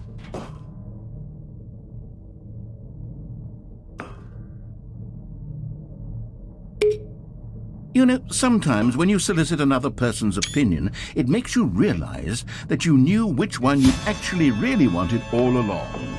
Happy 12th birthday, step-niece, it is. Or actually, maybe I should have gone with... No, I've made my decision, we're moving on.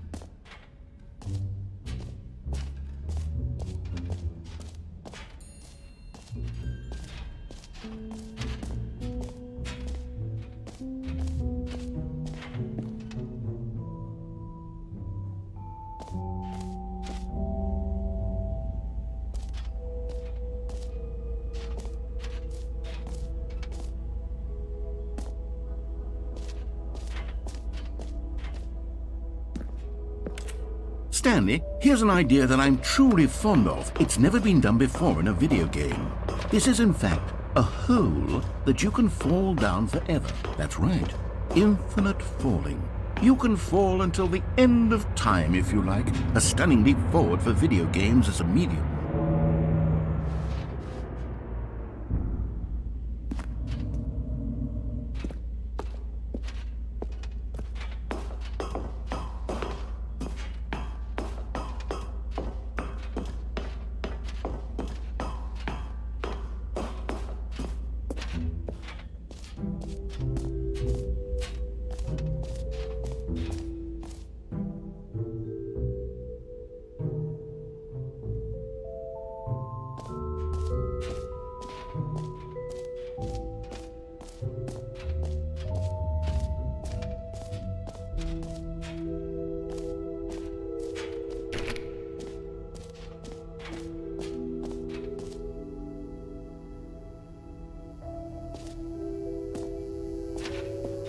Now here's something special. You remember that broken test achievement that got left in the game on accident? Well, I'm developing a technology to simply give you the achievement. Yes, you see, you'll come to this lever, and when you pull it, the achievement will be given to you. It's as simple as that.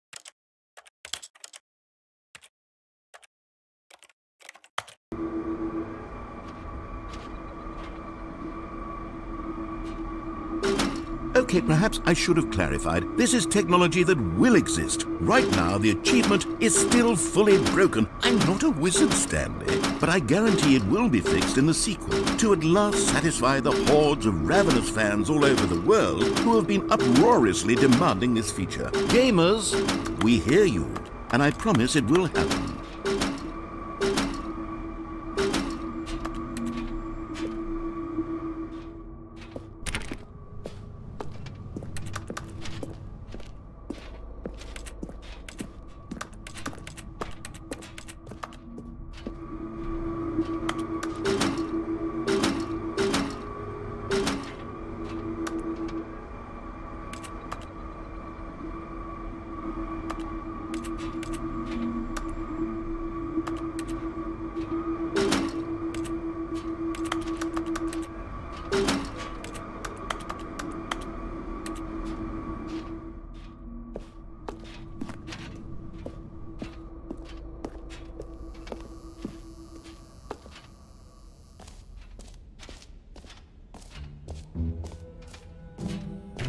What else? What other exhibits haven't we seen yet?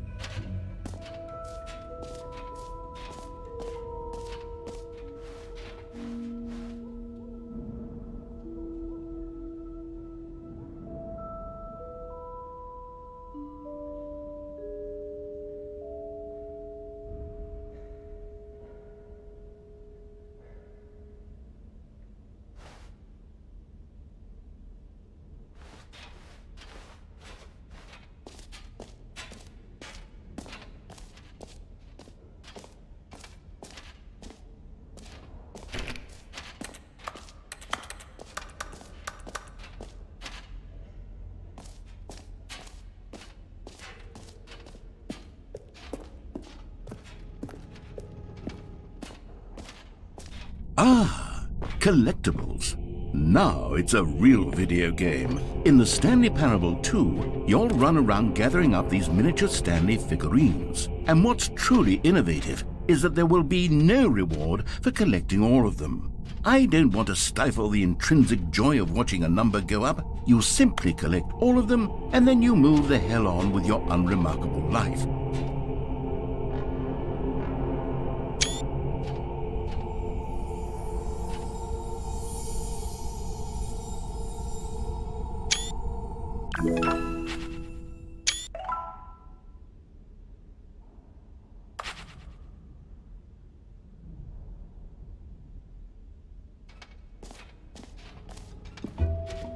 God, it really is the worst when you collect everything in a video game and then they give you a big fancy reward for it. Absolutely tragic.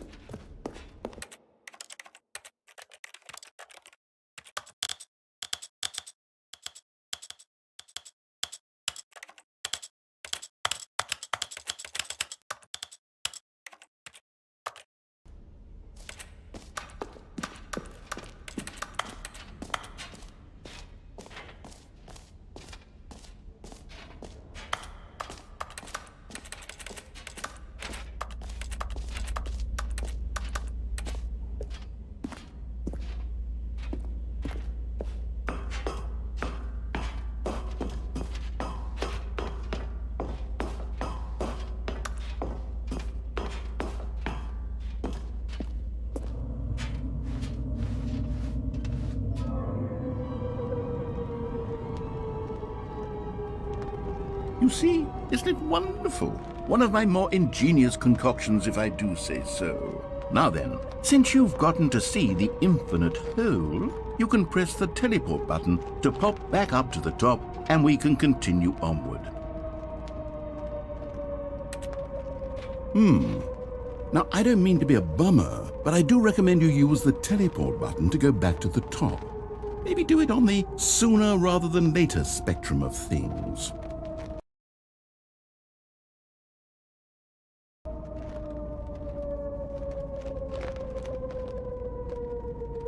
Okay, Stanley, I don't know quite how to say this tactfully, but it's possible that I slightly exaggerated the infinite nature of the hole. Is it a very, very deep hole? To be certain it is.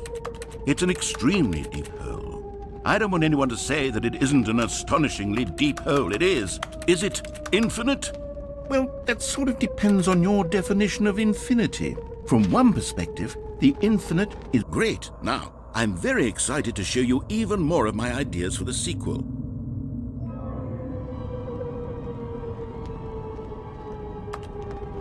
Okay, and I guess we're back in the hole now. Did you really need to see it again? I don't know what else there is to say, Stanley. It's an infinite hole. It's exactly what you're doing right now, but forever.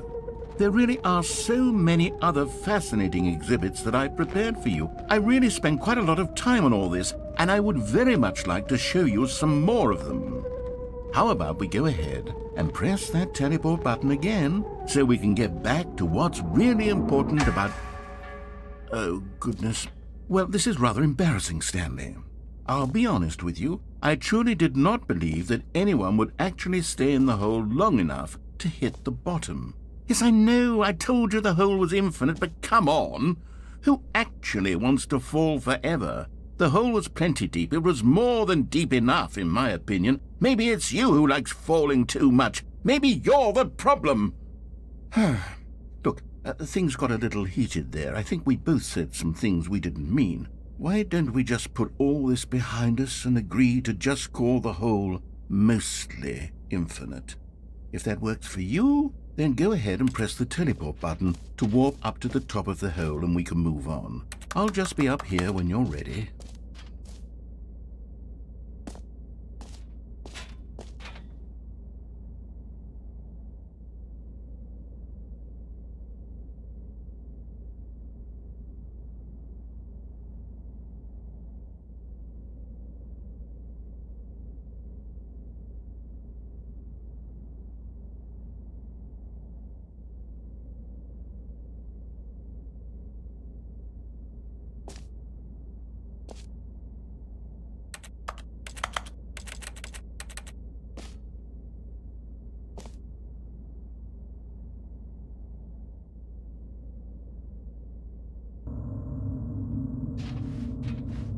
Oh, for heaven...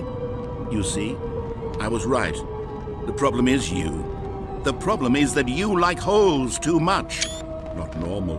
A normal person would have said, yep, that's an infinite hole right there, goes on forever till the end of time. Don't need to see it all, but not you. Oh, no, no, no, no. You have a weird sort of... Oh. Did the hole seem even shorter to you this time? I couldn't help but feel like you spent a little less time in there than you did before. I mean, admittedly, I didn't make an infinite hole, but I didn't think it was that not infinite.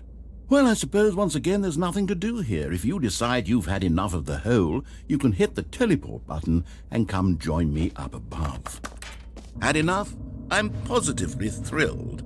I really do have so much more to show you and to talk about, and I've had enough of the hole for a lifetime.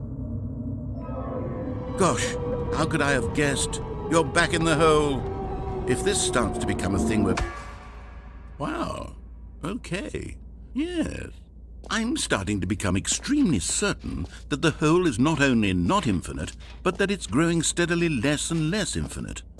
I suspect that I'm starting to hit the point where it's no longer feasible to call the hole infinitely deep, even by the lax overall standards for accountability in marketing. What's going on here? Stanley, I have no explanation for the uncertain nature of the hole's length. Here, let's try something. Let's pop back up to the top, and we'll see if it gets any shorter. Well, there it is. The shame of my lie has come to haunt me. Not only is the hole not infinite, but it's barely even a hole at this point. How is this still appealing to you? I know you're obsessed with holes, but at this depth, I just can't see this scratching the itch. Oh, who am I to judge? You just do whatever it is you're here to do and hit the teleport button when you're ready to move on.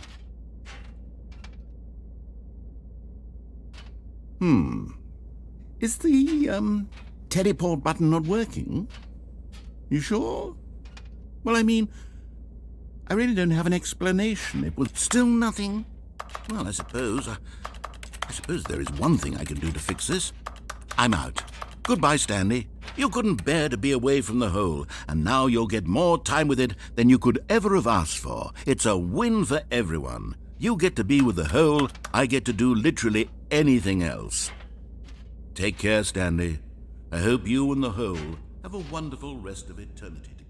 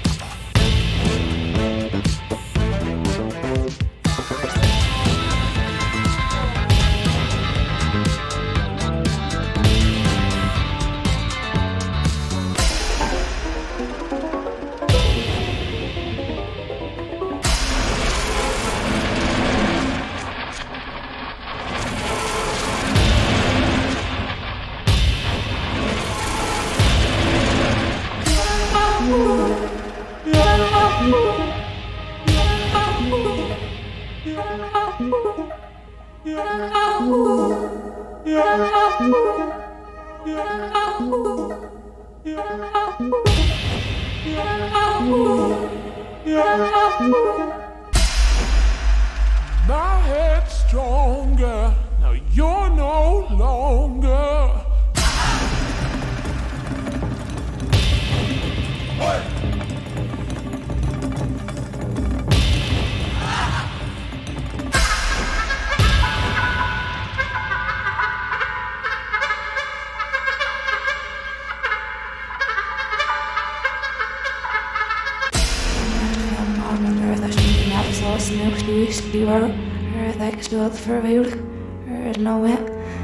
Is na mar leis na írsne bet na sulpas gin eich chlámas ar as terpas na siomang ar bhéhas ar híoch na mar hé lesa. Oi ar rifle lost stead. He is a leis na stand fit séist mes sa fer with it. Er is no where there no dar fust na mum. Stea brignas as ar nas rips of net at na mum respars na mum. Na mum stie vedel eber men met full fear manic and news the braf no we first tried. Speak like a light galus nozzle has no more nester from your sack. The but now if I must feel more when there is a stinking enough loss no to steer or like stood for a veil or no way.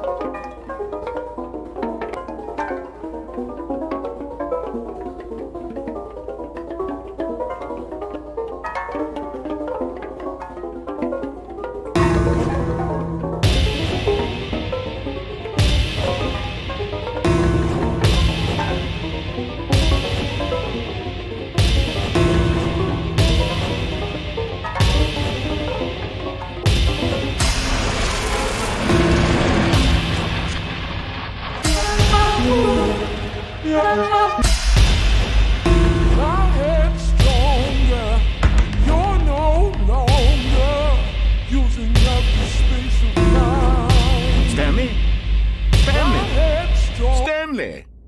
Oh, good, you're awake. It seems you had sort of dozed off there, drifting away into dreamland. But we can't have that, Stanley, because this hole is just so darn fascinating that I want you to be wide awake for every second of it.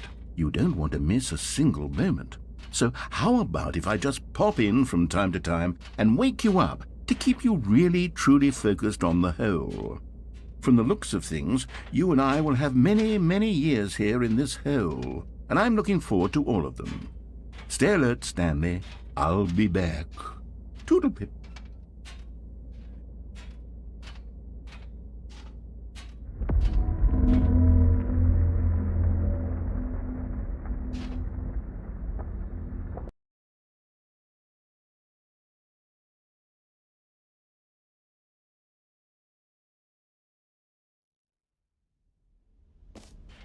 Here we are. Go on, try out some of the new features.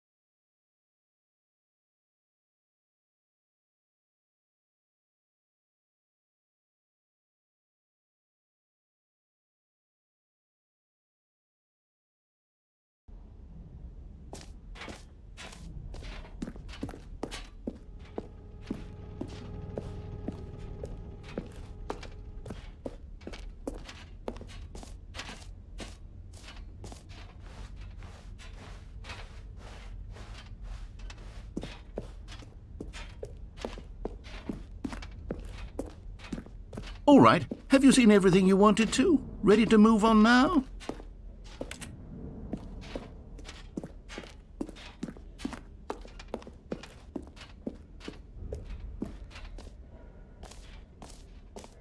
So, Stanley, what do you think? Do you like all of the new features? Yes, I know it's not exactly clear yet how exactly these features will come together as one single coherent video game, but I can feel it in my soul. It's going to work. There's definitely a good game in there somewhere. Say, let's do an experiment. I'll arrange these new features together and we'll see whether or not it coheres into a meaningful gameplay experience. Okay. Are you ready? Here it is. I give you the Stanley Parable 2.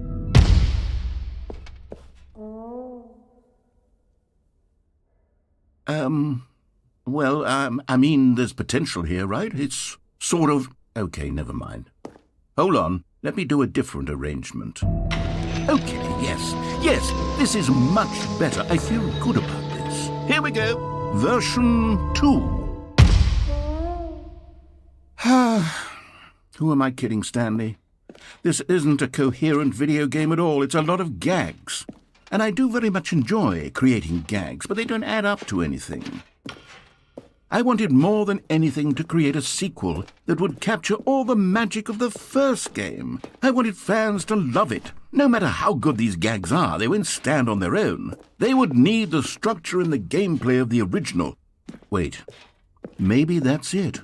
I can take the original Stanley Parable and simply, well, insert a few of my new features into it. Tastefully, of course.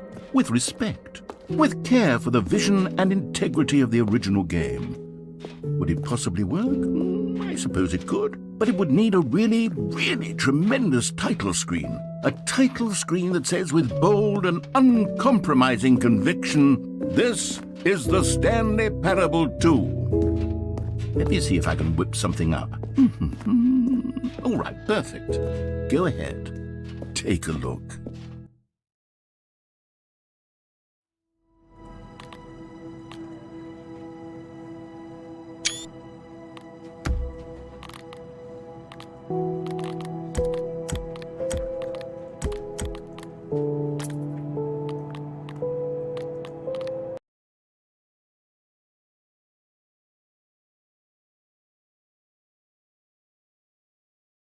This is the story of a man named Stanley. Stanley worked for a company in a big building where he was employee number 427. Employee number 427's job was simple. He sat at his desk in room 427 and he pushed buttons on a keyboard. Orders came to him through a monitor on his desk, telling him what buttons to push, how long to push them, and in what order. This is what employee 427 did every day of every month of every year. And although others might have considered it soul-rending, Stanley relished every moment that the orders came in, as though he had been made exactly for this job. And Stanley was happy. And then one day, something very peculiar happened. Something that would forever change Stanley. Something he would never quite forget. He had been at his desk for nearly an hour when he realized that not one single order had arrived on the monitor for him to follow. No one had showed up to give him instructions, call a meeting, or even say hi. Never in all his years at the company had this happened, this complete isolation. Something was very clearly wrong. Shocked, frozen solid, Stanley found himself unable to move for the longest time. But as he came to his wits and regained his senses, he got up from his desk and stepped out of his office. All of his co-workers were gone. What could it mean? Stanley decided to go to the meeting room. Perhaps he had simply missed a memo. No matter how hard Stanley looked, he couldn't find a trace of his co-workers.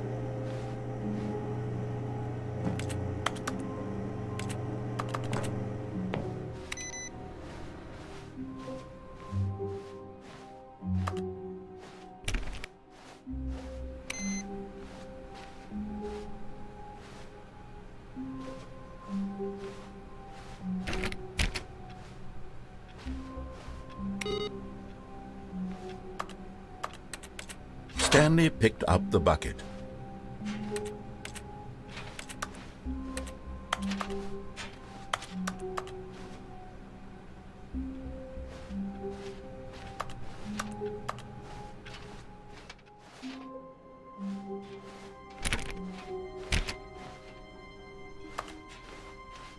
Stanley clutched the bucket tightly to his chest and entered the door on his left.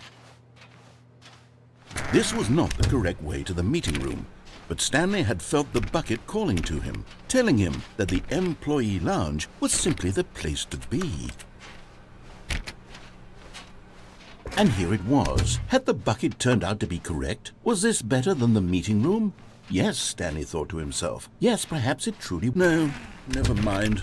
The bucket was wrong. Stanley took the door on his left to go back to the meeting room. No, Said the bucket. don't go to the meeting room. Go somewhere else. The cargo lift, yes. Go there. Go to the cargo lift.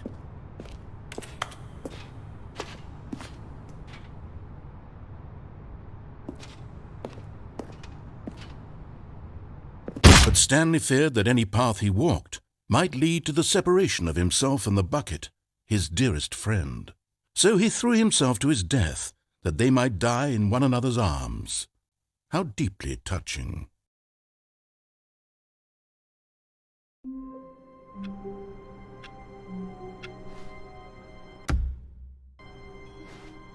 All of his co-workers were gone.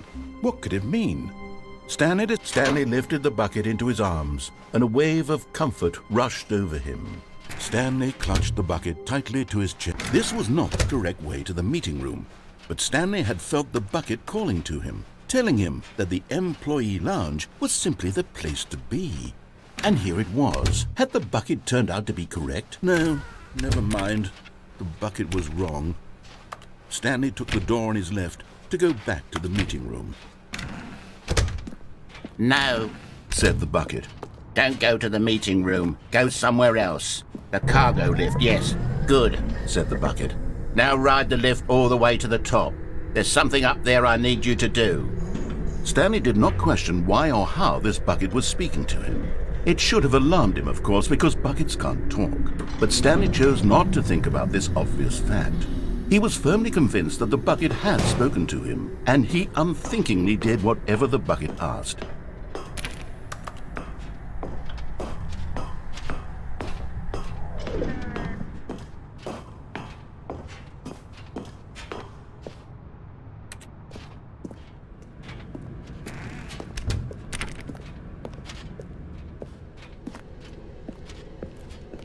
No, stop. Look there on the wall, you see? There's a sign right there. It says, "No buckets past this point." Stanley, how could you think it was okay to bring the bucket here? Unless, what if the problem is that you actually don't know what is a bucket and what isn't a bucket? I suppose that would explain a lot about your behavior up to this point. Which, if that's true, well, my goodness, I think we have to do something about it. This misunderstanding could have dire consequences on the entire rest of the game if not addressed quickly and properly. So much of the impact of the story is dependent on your understanding of what is and isn't a bucket. Please, step in here for a moment.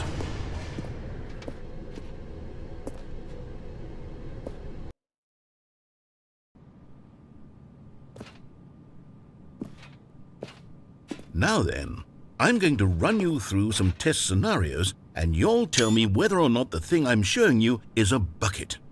Simple enough, right? This should tell us everything we'll ever need to know about what is or is not a bucket. Okay, let's begin. Item 1. Is this a bucket? Correct. It is a hologram of a bucket, not an actual bucket.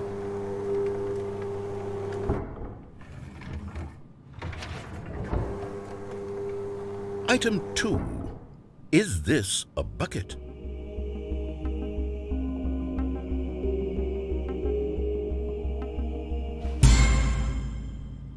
Incorrect. It is a 3D printed recreation of a bucket, not an actual bucket.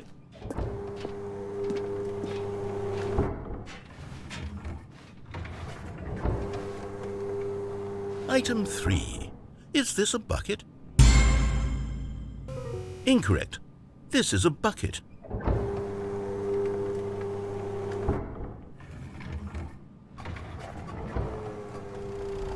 Item 4. Is this a bucket?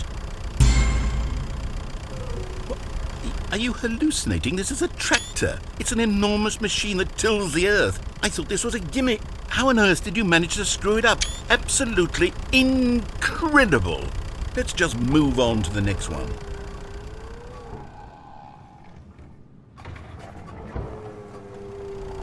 Is this a bucket? Correct. This is a bucket.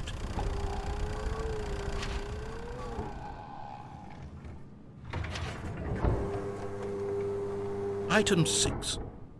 Is this a bucket? Trick question. Both. Gotcha.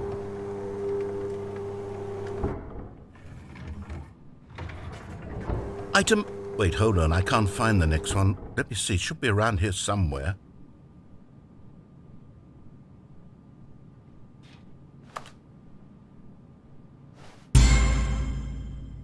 Okay, you and I both know there isn't anything here. And I don't appreciate the implication that nothing is a bucket when we both clearly know that a bucket is something, and therefore nothing could possibly be something.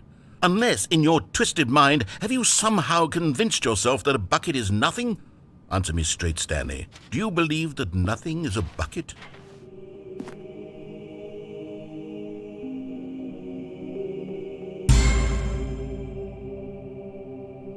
You know what? I'm too confused to even sort it out. I've lost all sense of perspective. What is a bucket? What isn't a bucket? Mere moments ago I could answer these questions with confidence. And yet now I'm somewhat adrift. Do any of us know what a bucket is? Am I a bucket? Stanley, I can't keep doing this. I'm losing myself, and myself was all I ever had to begin with. I'm afraid the bucket is threatening to tear our relationship apart. I can't have that. I'm sorry. But I'm going to erase all buckets from the game entirely. Okay, here we go.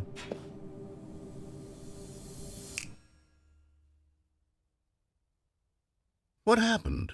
Is everything gone? Why did everything disappear? Wait, was everything a bucket? Every single thing in the game was a bucket.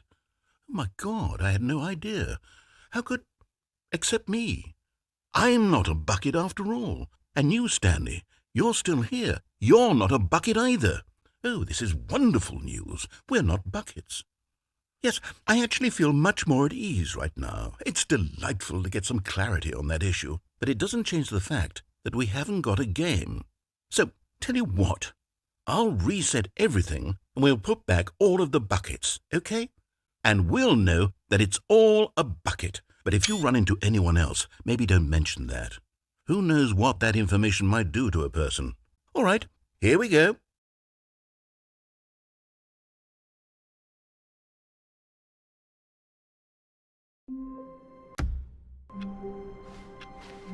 Stanley knew the office layout like the back of his hand. It was only a matter of time before he found the others, wherever they were. Just a matter of time.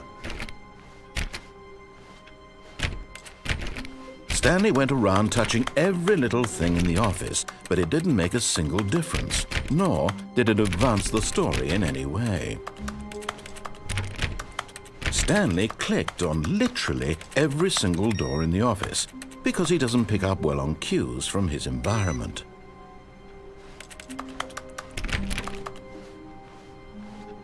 The confusion and the chaos all seemed to melt away as Stanley embraced the bucket. Stanley clutched the bucket tightly to his chest. This was not the correct way to the meeting room, but Stanley had felt the bucket calling to him, telling him that the employee lounge was simply the place to be. And here it was. Had the bucket turned out to be correct? Was this better than the meeting room? Yes, Stanley thought to himself. Yes, perhaps it truly was. How insightful the bucket turned out to be.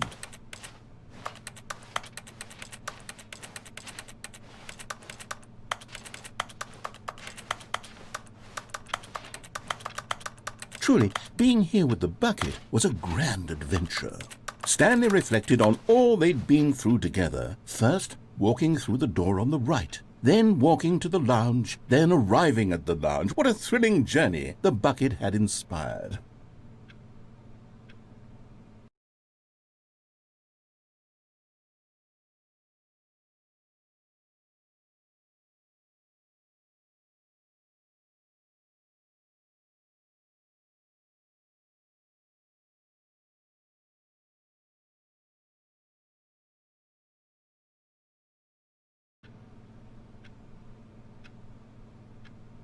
Perhaps this was where the bucket felt most truly at home, here in the employee lounge.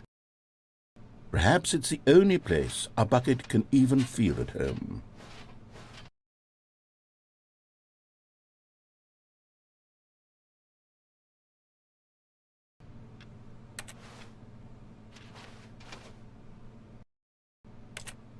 But finally, the bucket was done being in the lounge, and they took the first open door on their left to get back to business.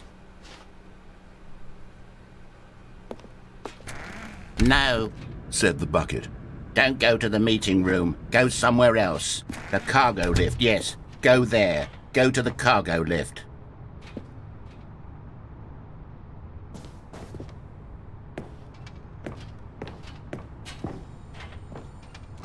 You found one of them. One of the miniature Stanley figurines. Remember, no reward for collecting all of these, only the intrinsic pleasure of a job well done. You can't buy that sort of happiness, Stanley. God knows I've tried. So, I implore you to savor each and every moment you come across one of these beautiful figurines.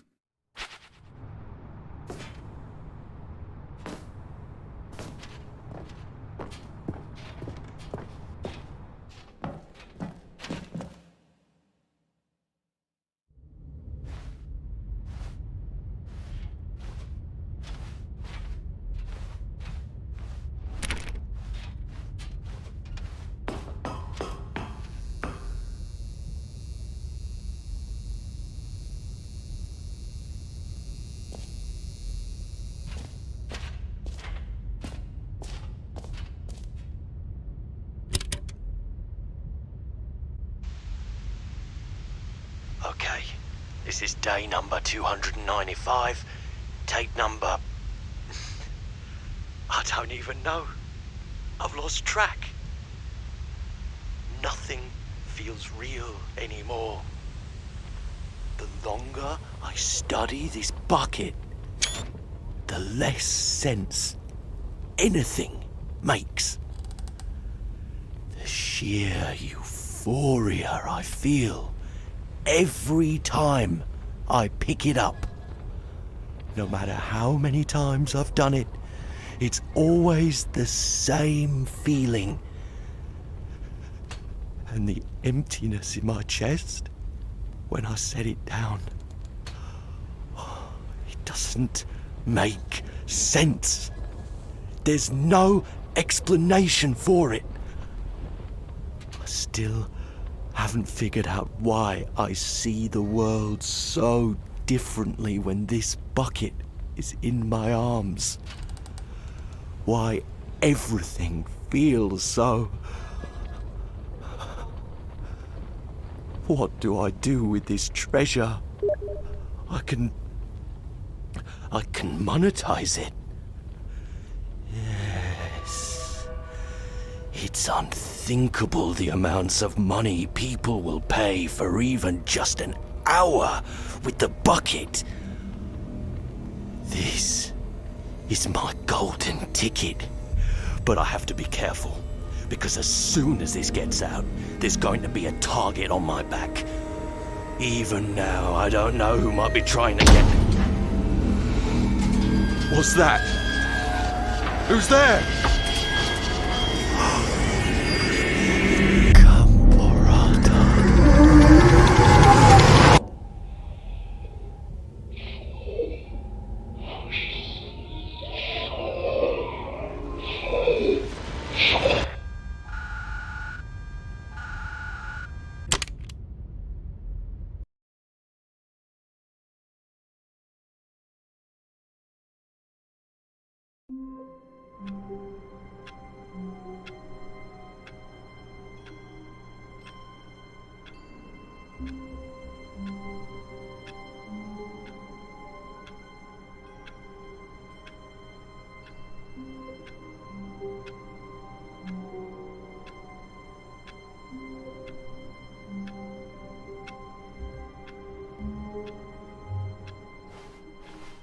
All of his co-workers were gone.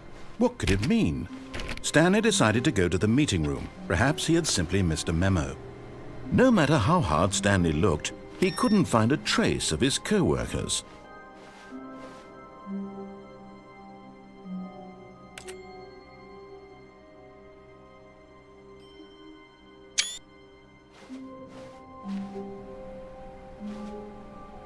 Warmth spread through Stanley's arms. With the bucket in his arms again, he was home.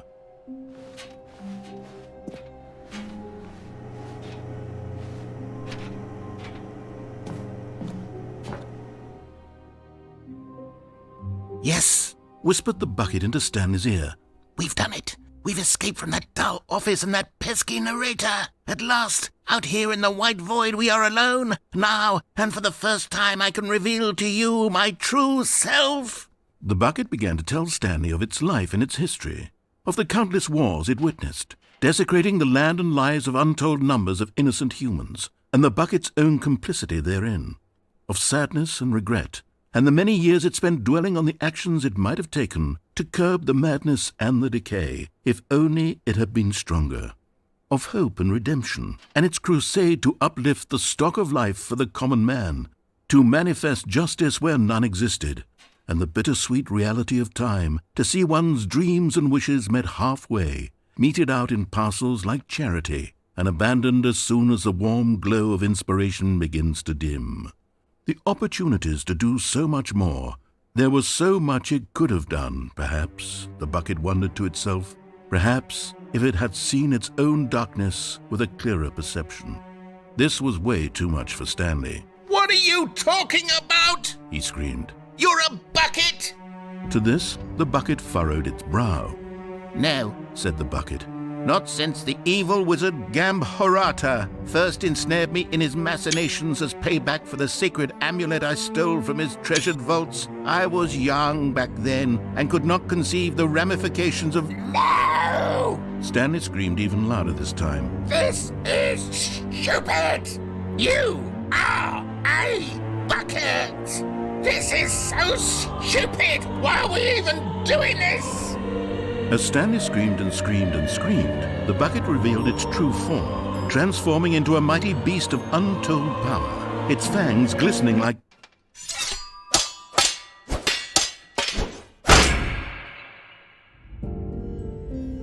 My God, Stanley, you did it. You saved us from the bucket. Thank God you already had all 12 emblems of sages and knew the incantations to summon their true power. Otherwise, we would have easily been overwhelmed by the bucket's power. I'm speechless. You've demonstrated such bravery here today. Come, let's restart the game, and we'll agree to never again go trifling with this bucket, nor the dark magic cast away inside of it.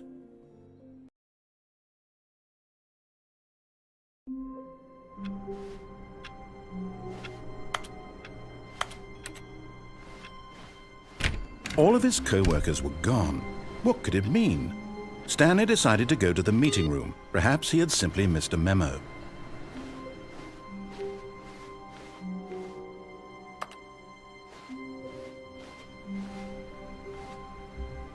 Stanley picked up the bucket and smiled.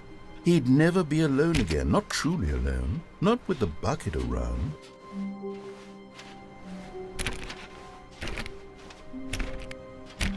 Stanley pressed the bucket upon every little... Stanley clung the bucket to his cheek. Could his co-workers really all be gone?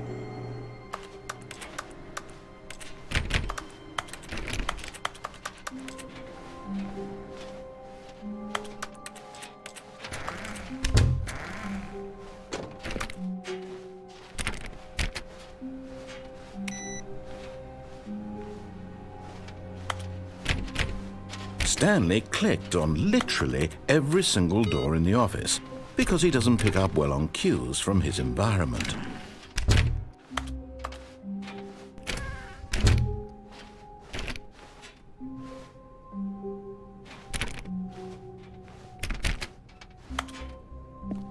Stanley clutched the bucket tightly to his chest and entered the door on his left.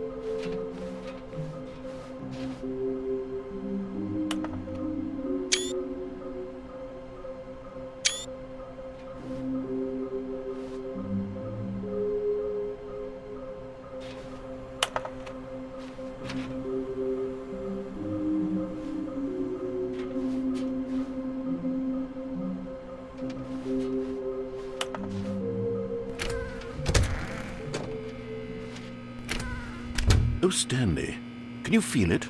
The broom closet. It wants the bucket. You can feel that, can't you? The aura of jealousy? It's as clear as day. This broom closet believes it deserves the bucket. I can really feel it now. It's a bucket. It belongs in a broom closet. That's what the broom closet is trying to say here. It's supposed to go with the other cleaning supplies. Good for you, Stanley. Don't give in. Don't hand over the bucket.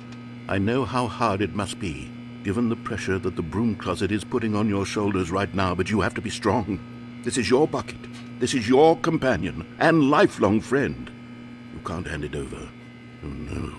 We're getting into name-calling now, it seems. Is this how low the broom closet has sunk, that it has to resort to this stream of petty insults simply in order to get you to hand over the bucket? Stanley, I never liked this broom closet for a variety of reasons, but even this is worse than I had imagined. And wait, now the broom closet has the gall to imply that you and the bucket are not truly deep and lasting friends? That your relationship is purely superficial and convenient? That your life is so banal and meaningless that you'd feel the same sort of kinship towards any inanimate object which happened to lay in your path in an even partially enticing manner? Well, I never. Go on, Stanley. Lay into it. Really tell the broom closet off for its demeaning comments. Expand on the wide variety of experiences you and the bucket have shared together. Go through each of them point by point. Share your journal entries detailing the rich emotional landscape of your feelings for the bucket as they have changed and evolved over the years. Let him have it.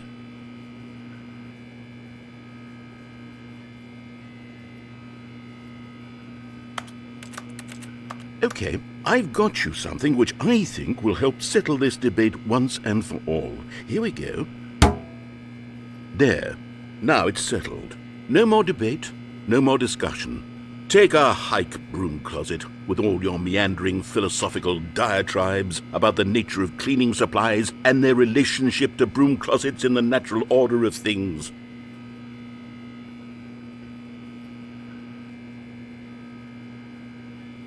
All right, I've got a second sticker back here, and I'm going to slap it on as well because I think it's appropriate. You see? I feel that it works because the sticker is also a bucket.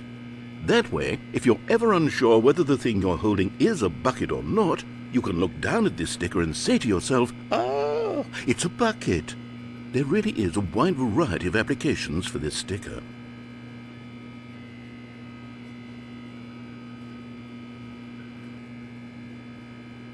You know what?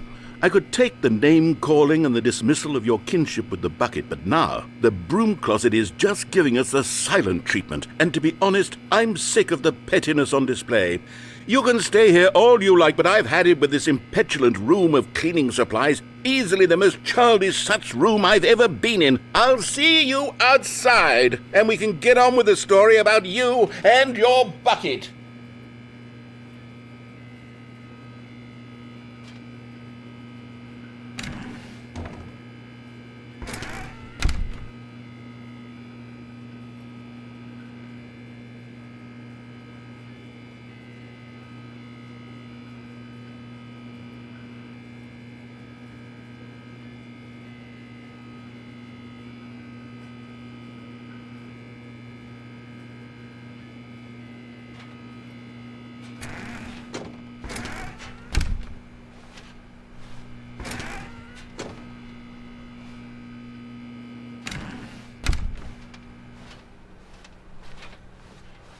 Coming to a staircase, Stanley and the bucket walked upstairs to the boss's office.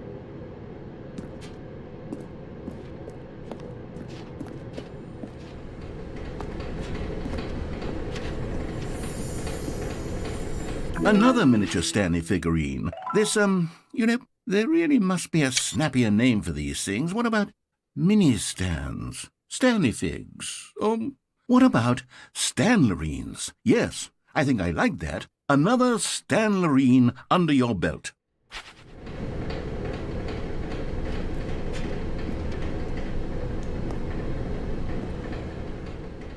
But Stanley just couldn't do it. He considered the possibility of facing his boss, admitting he had left his post during work hours. He might be fined for that. And in such a competitive economy, why had he taken that risk?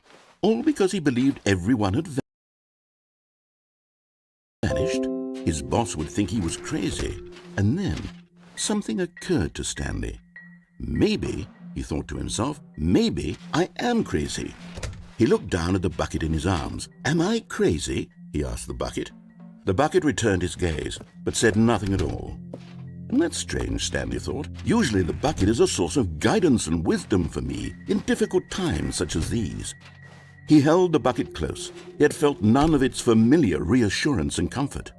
And that's when Stanley realized, this isn't my bucket. It's just a normal, everyday bucket. Someone else's bucket, perhaps. How did I end up with someone else's bucket? This is all terribly wrong. Surely no good would come from this. Who knows what sorts of bizarre hallucinations Stanley might experience without the psychologically grounding presence of his bucket. And indeed, now he noticed that the rooms were repeating, which was, of course, very odd. And now he felt himself floating off the ground. Oh, gracious, he exclaimed. Without my bucket, I've gone truly mad. Where is it? I must find it. Far off in the distance now, he heard it, calling to him. Stanley! Stanley, it's me, the bucket. Could it truly be? He rushed forward from room to room, passing by one bucket after the next. None of them were his. None of them were his special bucket. Come to me, Stanley. Find me. He had to find the bucket. He had to return to his old friend. It was the only way to truly restore his sanity. And then suddenly, he froze dead in his tracks. He knew where the voice of the bucket had been coming from. The real bucket was inside of him all along. It was incredibly painful. Stanley doubled over in agony and blacked out.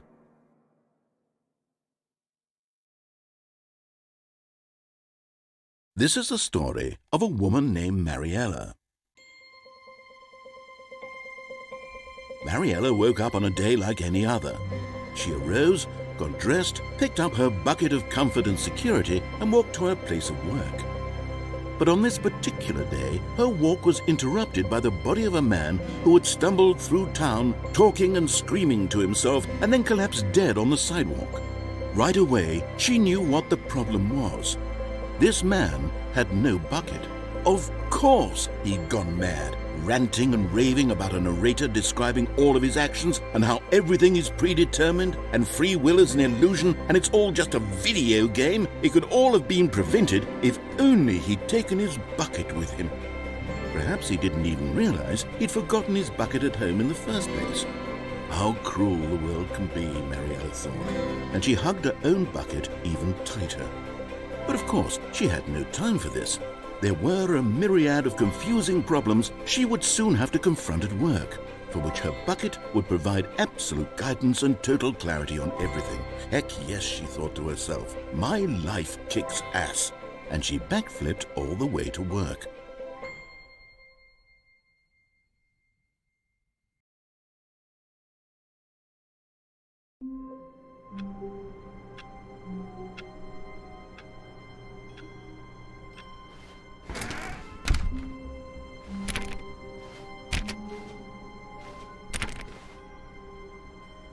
The good old bucket. Just Stanley and the bucket, off on another thrilling adventure together.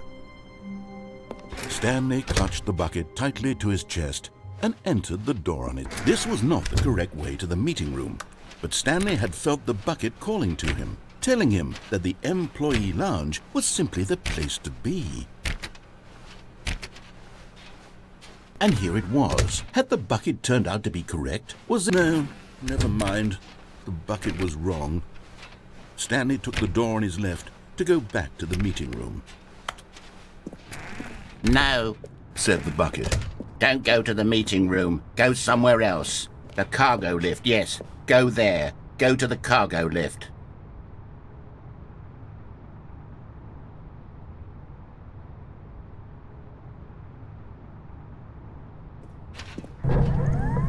Good, said the bucket. Now ride the lift all the way to the top. There's something up there I need you to do. Stanley did not question why or how this bucket was speaking to him. It should have alarmed him, of course, because buckets can't talk. But Stanley chose not to think about this obvious fact. He was firmly convinced that the bucket had spoken to him, and he unthinkingly did whatever the bucket asked.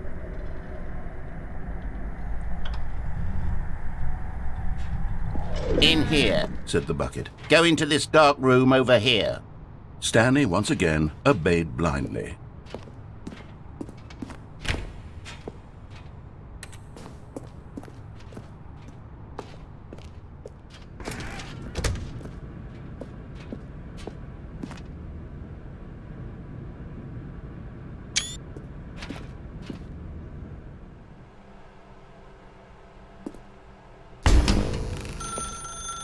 Now pick up the phone, said the bucket.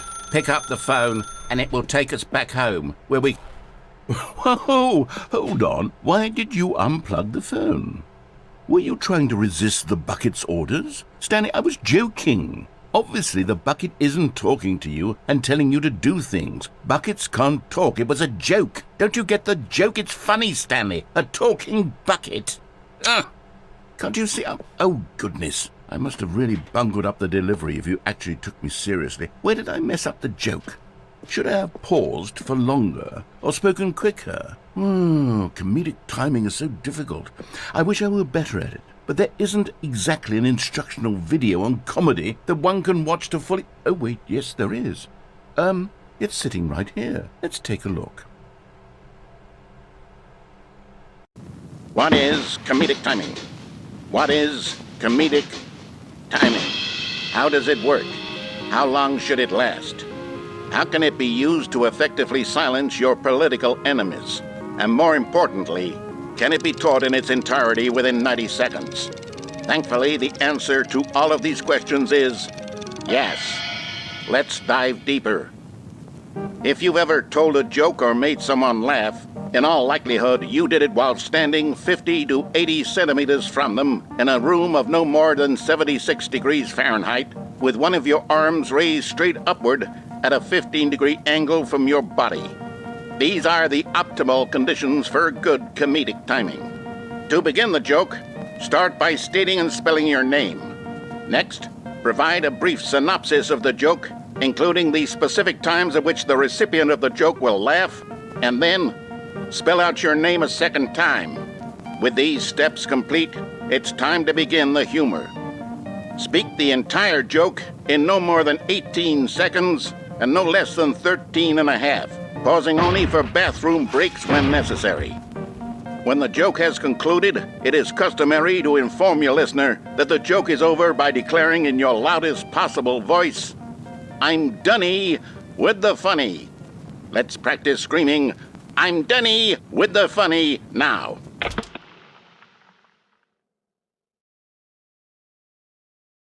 Good. This saying is a perfect example of expectations management, which is the cornerstone of good comedy.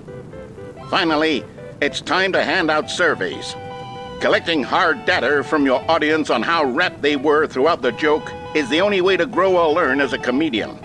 An effective survey should be no less than 10 pages long and should include the same question reprinted several times, just to ensure the survey taker is actually paying attention and not simply filling in answers at random. And that's all there is. With these strategies at your disposal, you'll have audiences doubled over in laughter and even tripled over in laughter in no time at all. Just remember to let them stop laughing at some point, you gut-busting little scamp. After all, we're each of us needed on the front lines of the war to fight the 12-legged invader who threaten our very existence and who very likely die in a hailstorm of bullets and mandibles.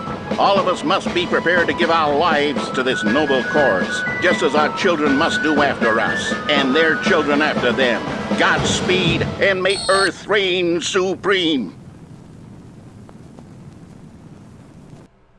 Hey, goodness, this video is a little outdated, isn't it? Well, no matter. I think the fundamentals of proper comedic timing are still as relevant today as they were back then. So with that in mind, I believe the only way forward is for us to return to the two doors and walk through all of this again, so I can try telling my story with more appropriate comedic delivery. Come along, let's head back.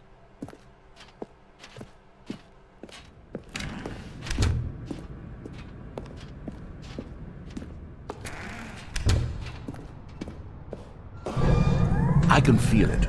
This time, I'm really going to nail the delivery. You'll be in stitches. A talking bucket, you'll say? How ridiculous. How absurd. What a hilarious concept. The king of comedy. That's what you'll call me. Thank goodness we had the instructional video. Otherwise, who knows where we'd be right now. Well, I wouldn't be the king of comedy, that's for sure. The bucket spoke to Stanley. The bucket spoke. The bucket spoke. Oh, I'll figure it out on the fly. No need to overthink things.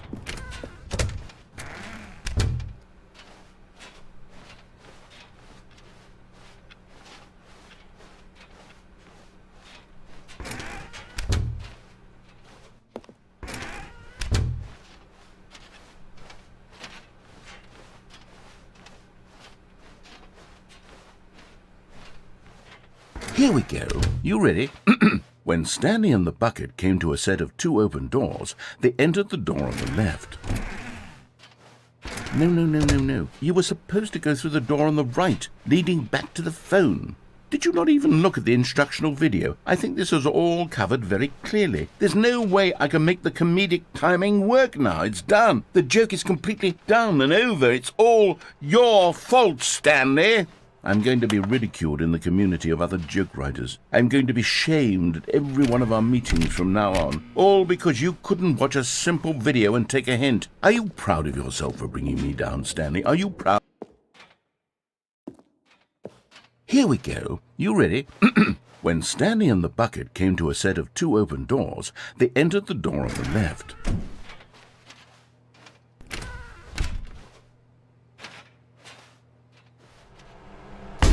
What? We're back at the phone already? No. What's going on? There were supposed to be several rooms leading up to this. There was supposed to be a build-up to this point. A dramatic display of remarkable comedic wit which culminates in this scene with the phone. But now the timing's completely off. The joke will never land. Well, not the way it was meant to. And it's all my fault. I must have forgotten that the phone room comes immediately after the 2 doors room. What an egregious mistake. I've made a fool of myself. I don't deserve the title of King of Comedy. I'm nothing. I'm not even the lowliest joke-telling whelp. I think I need to go back and rewatch that instructional video again. Yes, surely that will help me improve my... Stanley, you love the bucket so much it's like you... it's as though all of your other most prized possessions pale in comparison. Yes. Well, let me try that again, Stanley. I heard that you are pale with shame over how unabashedly in love with a bucket you are. No? Still not? Is it the delivery? Pale with shame. Pale with shame? Pale... What's another word to describe a bucket? Stanley, this bucket is so metal. I think I saw it playing guitar. No. We're getting away from making fun of Stanley's obsession with the bucket, which was the whole point of this. I'm no good at these jokes. I need more instructional videos. That's exactly what it is. That's what will make me the king of comedy again. More instructional videos. Let's see.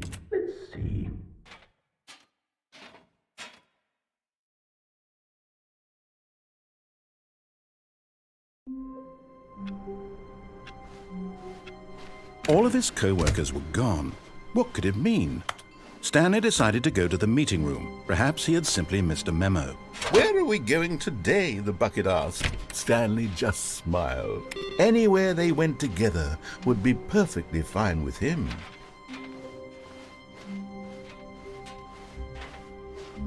Stanley clutched the bucket tightly to his chest and entered the door. This was not the correct way to the meeting room, but Stanley had felt the bucket calling to him, telling him that the employee lounge was simply the place to be. And here it was. Had the bucket turned out to be correct? No, never mind. The bucket was wrong. Stanley took the door on his left to go back, and so the two of them detoured through the maintenance section and walked straight ahead to the opposite door.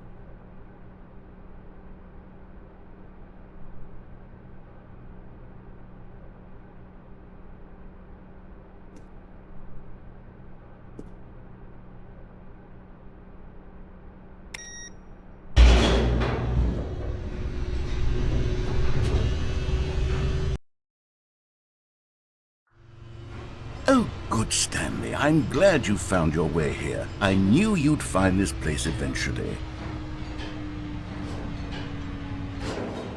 You see, your friends and I are concerned for you, Stanley. We've come together here because we care about you very much. It's this bucket you're carrying around everywhere.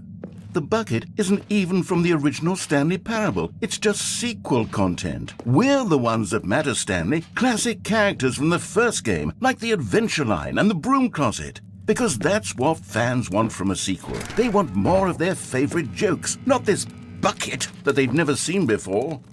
Yes, I know I'm the one who gave you the bucket, but you're spending too much time with it. Don't you want another story involving the Adventure Line? We could make the Adventure Line go somewhere new. Yes, yes, that's what the fans want. Let's do it.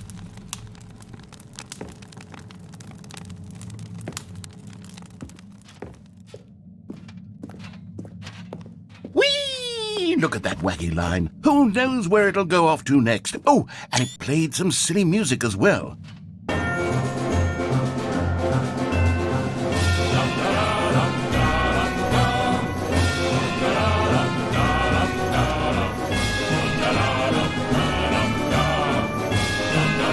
Now this is what the Stanley Parable is all about. Don't you remember all those great jokes from the original dialogue? Also, Stanley is addicted to drugs and hookers.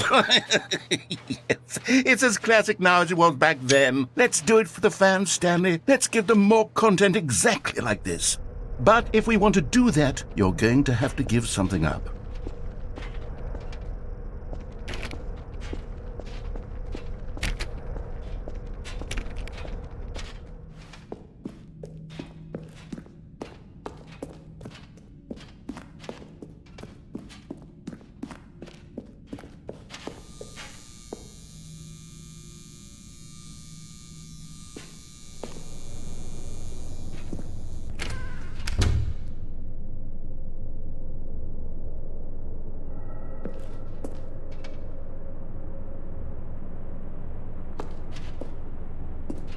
Don't you get it, Stanley? We need to get rid of the bucket. That's why I'm very proud to introduce a brand new character. This is the Bucket Destroyer.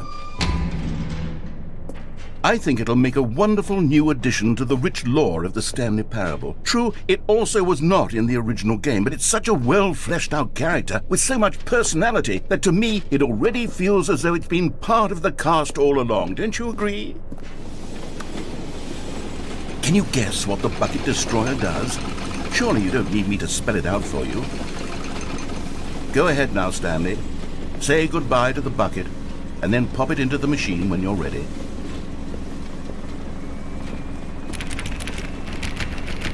Now listen to me. It's crucial that you give it the bucket. I don't know what the Bucket Destroyer will do if it can't destroy your bucket. Destroying buckets is all it knows. That is its singular personality trait. Sure, I can hear you saying, how does a character with only one personality trait deserve to join the pantheon of beloved Stanley Parable characters?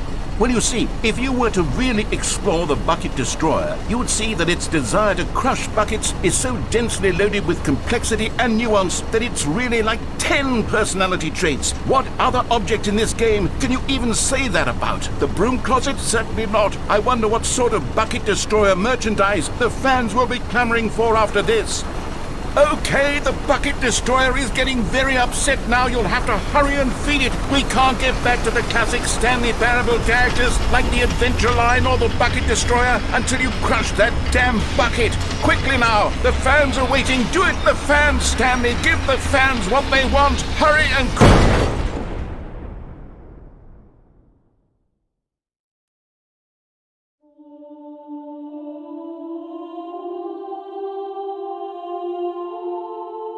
The Bucket Destroyer, my prized creation. You had so much potential. We were going to do such marvelous things with you, tell such spellbinding stories about you. All of it squandered now. Goodbye, new friend. For the moment in time that you were here, you were magnificent.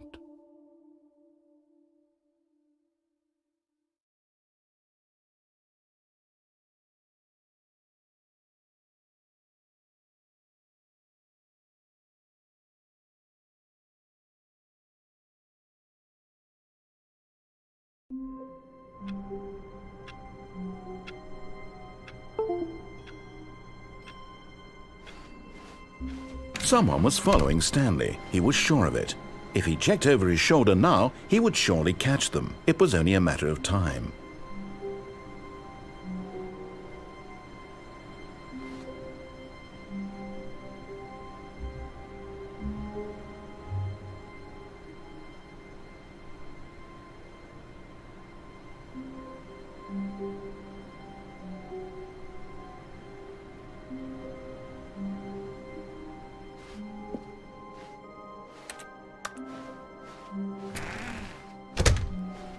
A good bucket, a strong bucket, a humble bucket, a committed bucket, a bucket of culture and distinction.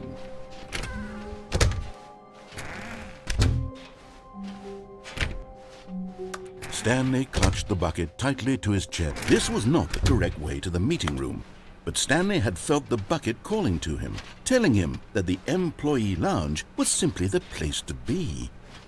And here it was. Had the bucket turned out to be correct? Was this No, never mind. The bucket was wrong. Stanley took the door on his left to go back to the meeting room. And so the two of them detoured through the maintenance section and walked straight ahead to the opposite door.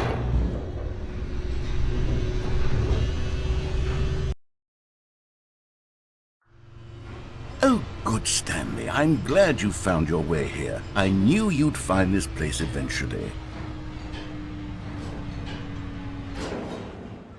You see, your friends and I are concerned for you, Stanley. We've come together here because we care about you very much. It's this bucket you're carrying around everywhere.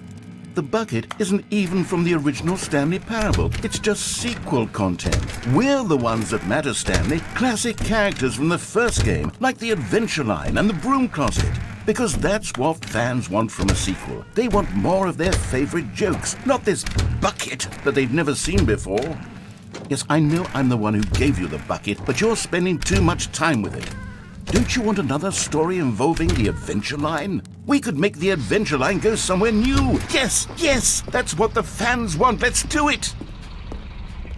Whee! Look at that wacky line. Who knows where it'll go off to next? Oh, and it played some silly music as well.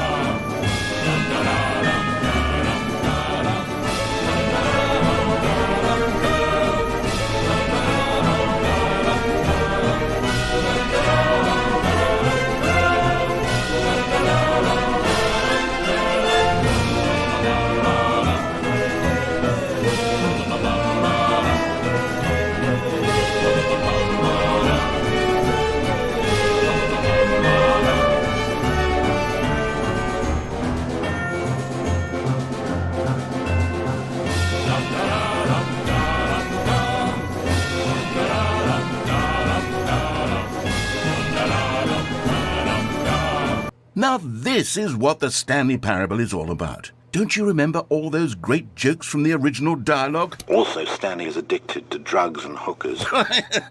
Yes, it's as classic now as it was back then. Let's do it for the fans, Stanley. Let's give them more content exactly like this. But if we want to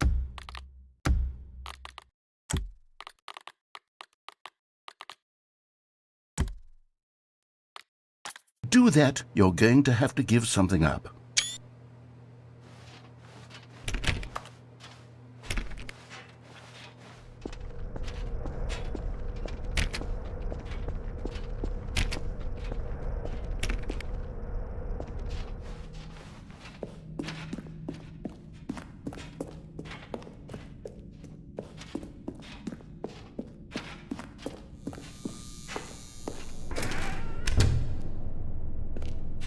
Don't you get it, Stanley? We need to get rid of the bucket. That's why I'm very proud to introduce a brand new character. This is the Bucket Destroyer. I think it'll make a wonderful new addition to the rich lore of the Stanley Parable. True, it also was not in the original game, but it's such a well-fleshed-out character with so much personality that to me it already feels as though it's been part of the cast all along. Don't you agree? Can you guess what the Bucket Destroyer does? Surely you don't need me to spell it out for you. Go ahead now, Stanley. Say goodbye to the bucket, and then pop it into the machine when you're ready.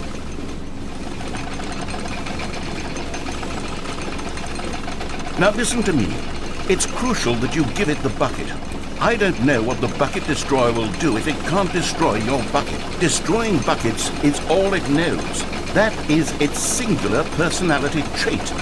Sure, I can hear you saying, how does a character with only one personality trait deserve to join the pantheon of beloved Stanley Parable characters?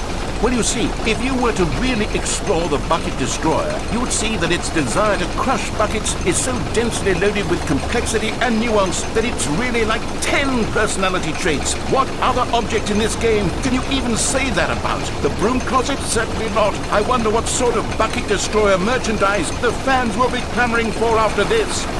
Okay, the Bucket Destroyer is getting very upset now. You'll have to hurry and feed it. We can't get back to the classic Stanley Parable characters like the Adventure Line or the Bucket Destroyer until you crush that damn bucket.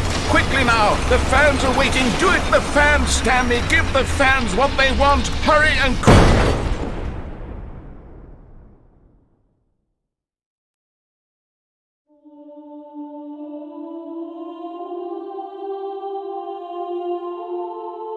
The Bucket Destroyer, my prized creation.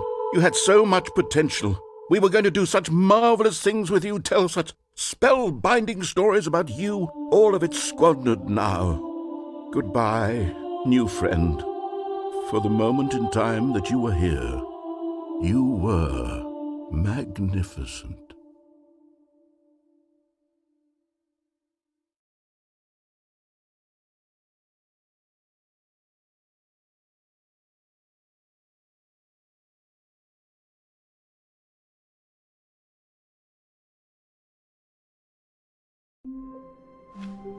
All of his co-workers were gone. What could it mean? Stanley decided to go to the meeting. The embrace of an old friend. A weathered companionship that stands the test of time. Stanley clutched the bucket tightly to his... This was not the correct way to the meeting room, but Stanley had felt the bucket calling to him, telling him that the employee lounge was simply the place to be. And here it was. Had the bucket turned out to be correct? No, never mind. The bucket was wrong. Stanley took the door on his left to go back to the meeting room. No, said the bucket. don't go to the meeting room. Go somewhere else. A cargo lift, yeah, good, said the bucket. Now ride the lift all the way to the top. There's something up there I need you to do. Stanley did not question why or how this bucket was speaking to him. It should have alarmed him, of course, because buckets can't talk. But Stanley chose not to think about this obvious fact. He was firmly convinced that the bucket had spoken to him, and he unthinkingly did whatever the bucket asked.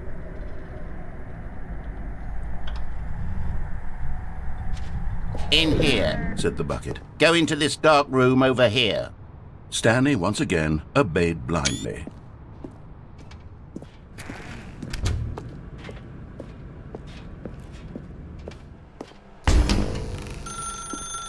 Now pick up the phone, said the bucket.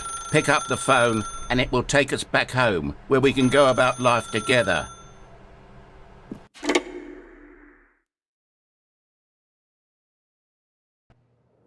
This is the sad story of a man named Stanley and his bucket. Once upon a time, I gave Stanley a bucket because I thought he was lonely and could use a friend. And then, very distressingly, he began to believe the bucket could speak to him.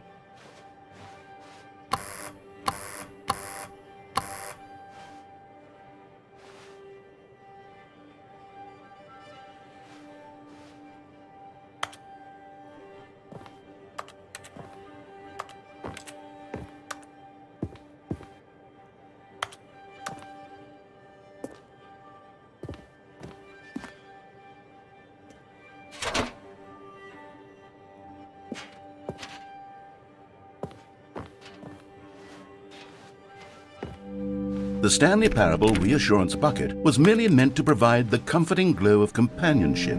It doesn't literally talk and give you orders. Whatever Stanley is hearing the bucket say to him is just in his head.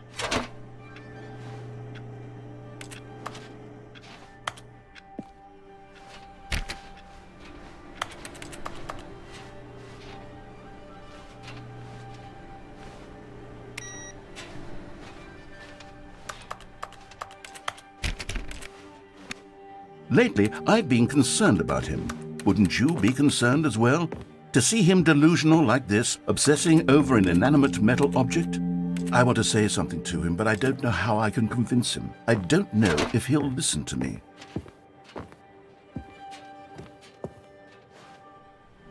Oh, I'll try anyway. Stanley, can you hear me? Listen to me. It's just a bucket. It can't think, it can't talk. All it will ever truly do for you is effectively transfer a liquid from one location to a different location. That's it. It doesn't do anything else.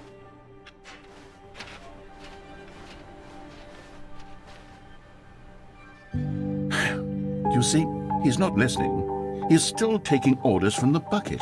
You know, once upon a time it was me he took orders from. Me he trusted and listened to. Now all he cares about is this awful bucket. This stupid hunk of metal.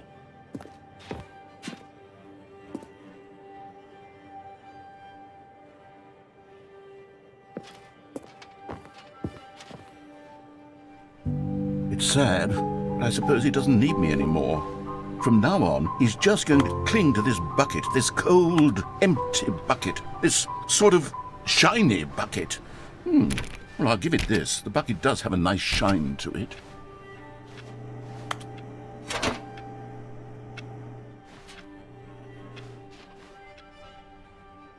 Yes, I suppose on closer inspection that it doesn't quite look like your average hardware store bucket.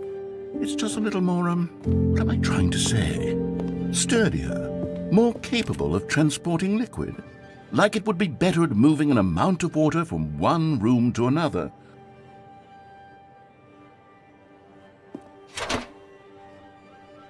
Oh my God, what am I saying? Better at carrying water from room to room. It's a bucket. It's literally just a bucket.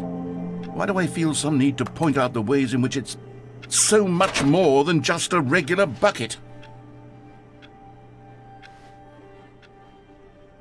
Oh no.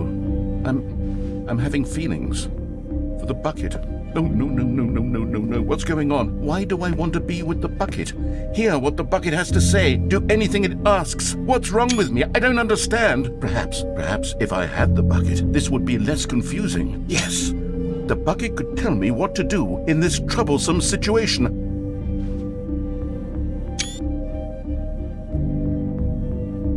Stanley, give me the bucket. Give it to me. Give me the bucket, Stanley. I need it. Give it to me now. Give it or I'll...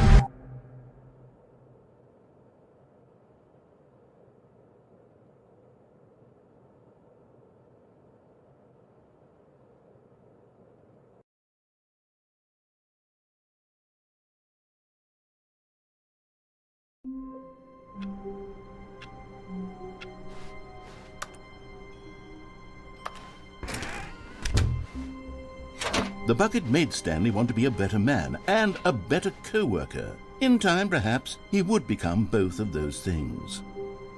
Stanley clutched the bucket tightly to his chest and entered the door on his left.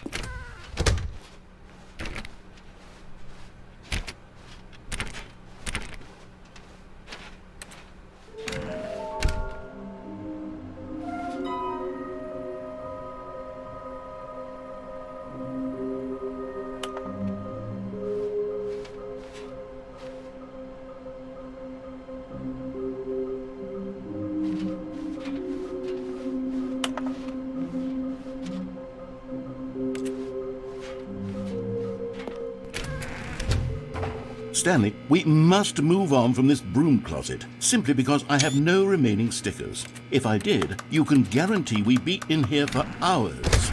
But alas, no stickers.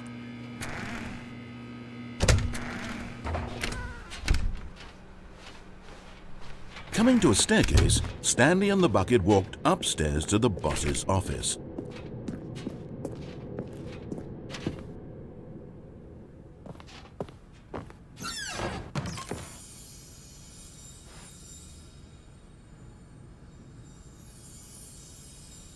Okay, I'm going back to the name of these little Stanley figurines, and now I'm torn between Stanlerines and Figlies. What do you think, Stanley?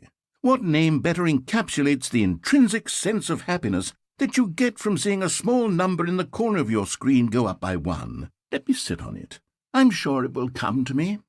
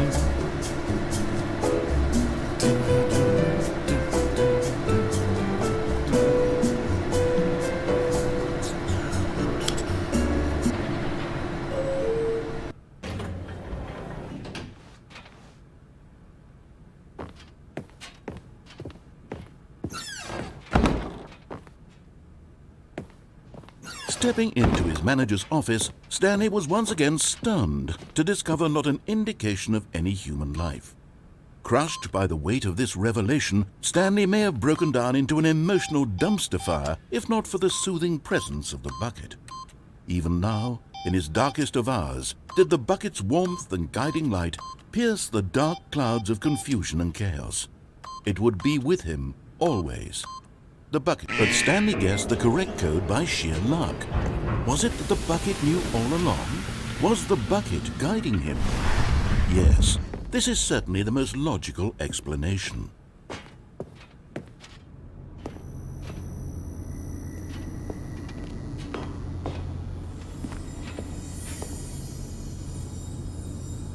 You're getting close now, Stanley. You've nearly gotten all of the Figler and Marines. Very soon, you'll collect the last one, and then the first number will equal the second number, and that will be it. We'll be different people by then. Different in the sense that we used to have none of them, and now we have them all. You can't go back to when you had no Figler and Marines. None of us can.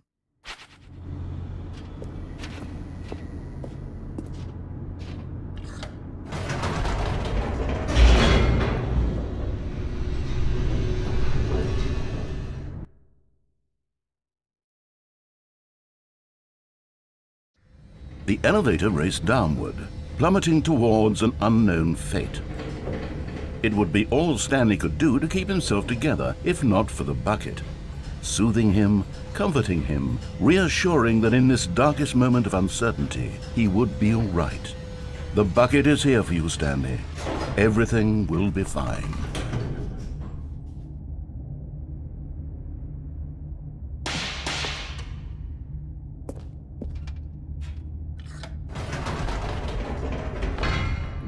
Wait, Stanley said to the bucket. Can we go back up? When I was pressing those keypad buttons, there was something very intriguing about the number 3. I want to go back so I can try pressing the number 3 again. The bucket said nothing.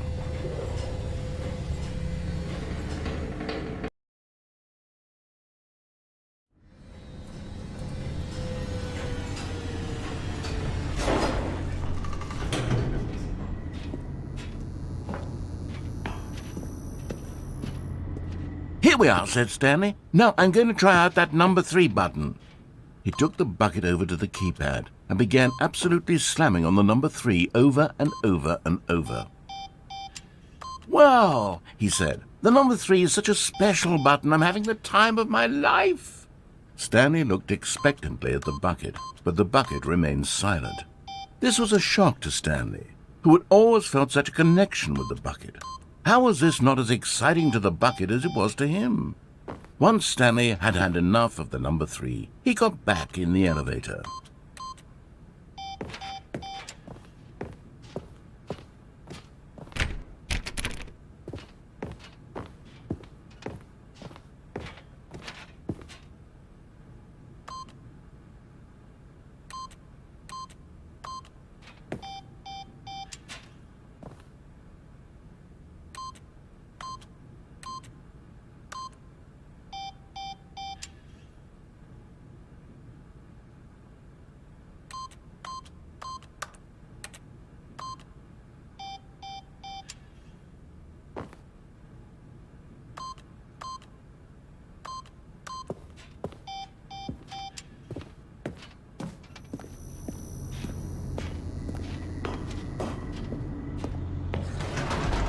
Perhaps the bucket had missed something. Perhaps it had not seen how much joy Stanley got from slamming the number 3 repeatedly.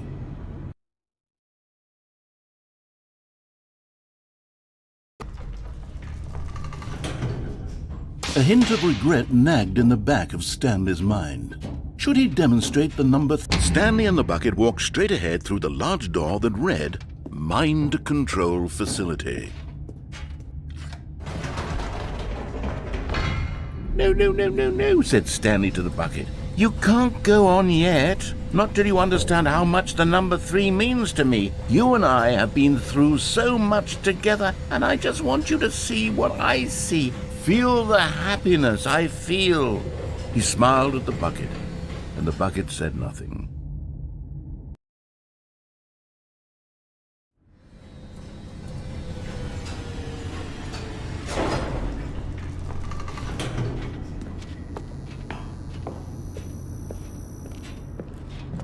we go, said Stanley. This time I'll really show you. He ran to the number 3 and began to wail on it like a musician on a beloved instrument, weaving a concerto of truth and passion.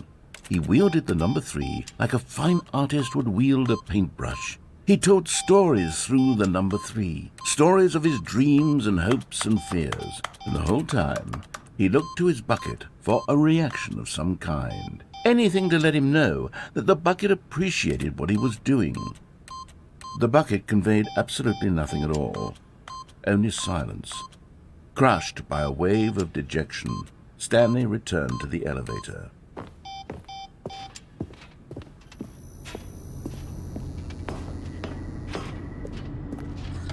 Stanley and the bucket were so close. They'd always been there for one another. Why suddenly could the bucket not connect with this passion of Stanley's? The question caused Stanley to ruminate the whole way down the elevator. He knew that there must be a way to get through to the bucket, to communicate fully with his dear friend. Surely there was a solution, mustn't there be?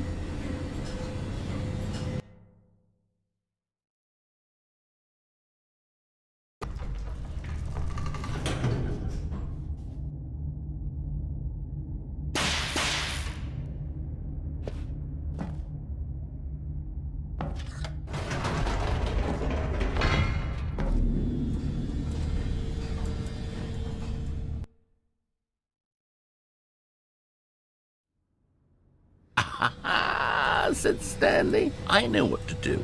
I know how to fully express this feeling in my heart. He decided right then and there that he would hold a press conference where he would speak to the public on all matters relating to pressing the number 3 over and over. He would elaborate fully on what the number 3 meant to him and why he felt so alive when pressing it. Then the bucket would be able to see his joy through the eyes of others. It would get to see the world react to this discovery of Stanley's. And it would be through the public eye that the bucket would finally understand Stanley's work.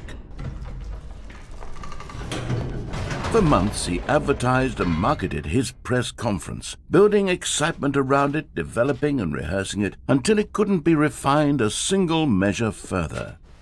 When the big day arrived, Stanley was as prepared as he'd ever been for anything in his life.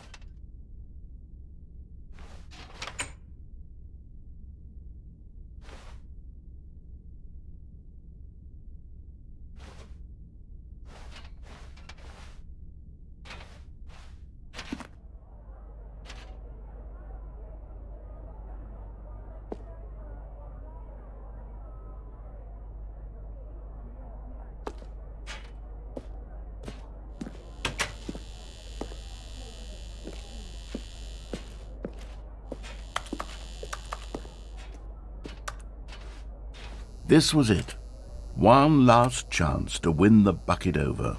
One opportunity to share a true connection with a loved one.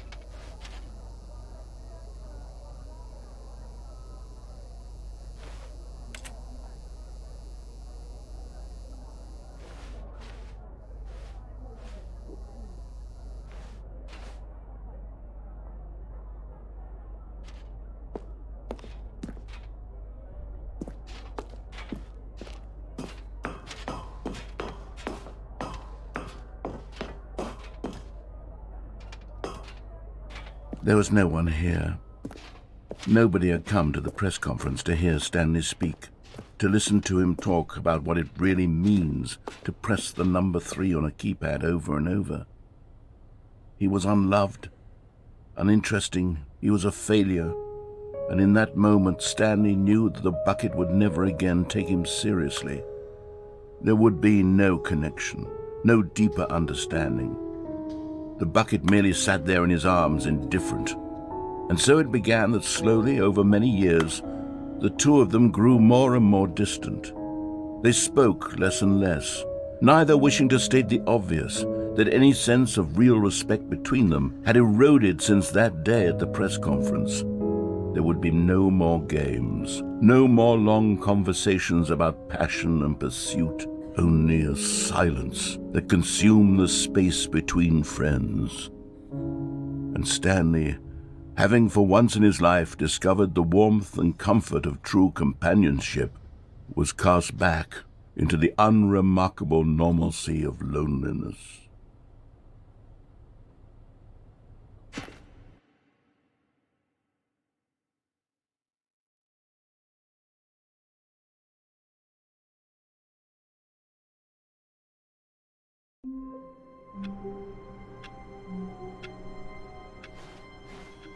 All of his co-workers were gone. What could it mean? Stanley decided to go to the meeting room. Not everyone is so lucky to have a bucket, but Stanley is a very lucky fellow. Very lucky indeed.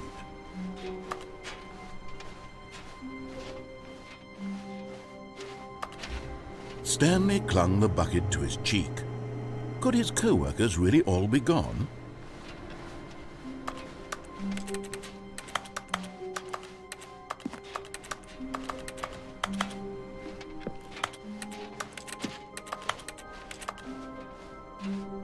Stanley clutched the bucket tightly to his chest.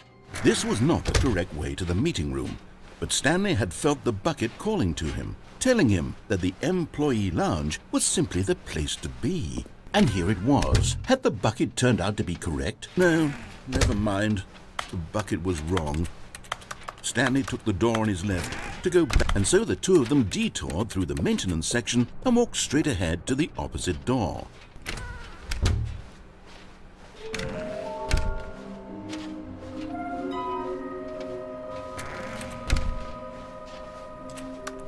Coming to a staircase, Stanley and the bucket walked upstairs to the boss's office.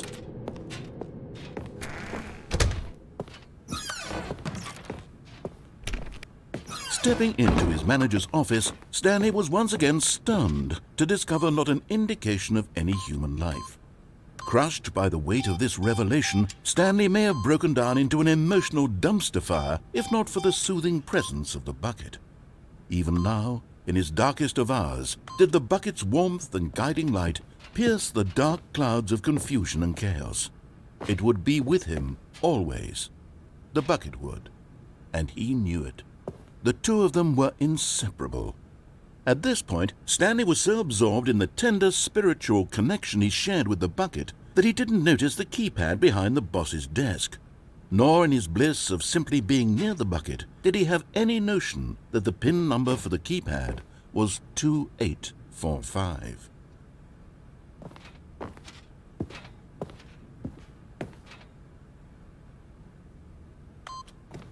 But Stanley guessed the correct code by sheer luck. Was it that the bucket knew all along? Was the bucket guiding him? Yes, this is certainly the most logical explanation.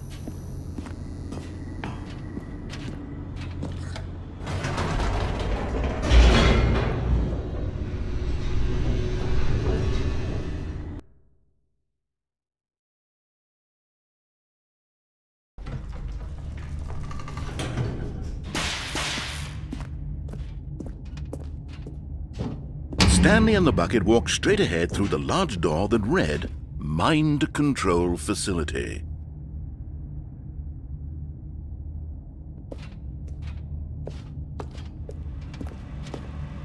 Although this passageway had the word escape written on it, the truth was that at the end of this hall, Stanley and the bucket would both meet a violent death. The door behind them was not shut. Stanley and the bucket still had every opportunity to turn around and get back on track. At this point, Stanley and the bucket were knowingly walking forward into a very painful death for each of them.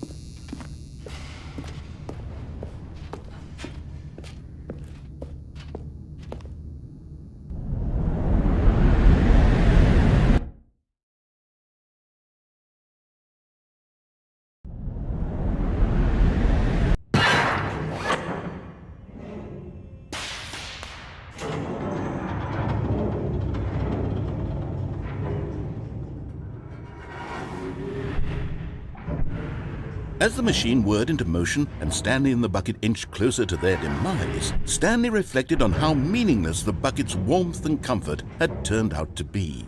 To be sure, it puts the mind and the soul at ease to embrace the bucket, but what use is a sense of ease when you're about to be crushed to death? This is what Stanley thought to himself, and he sort of kicked himself for wasting so much time carrying a bucket everywhere. Farewell, Stanley.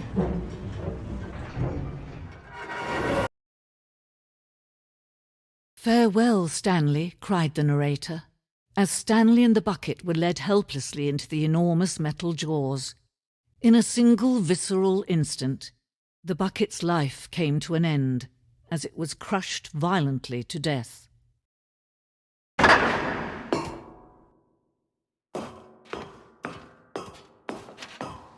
It was a shame, the death of such a magnificent bucket. It's true that all buckets are radiant in their own way, but this one stood above the rest. It was a glorious bucket to behold.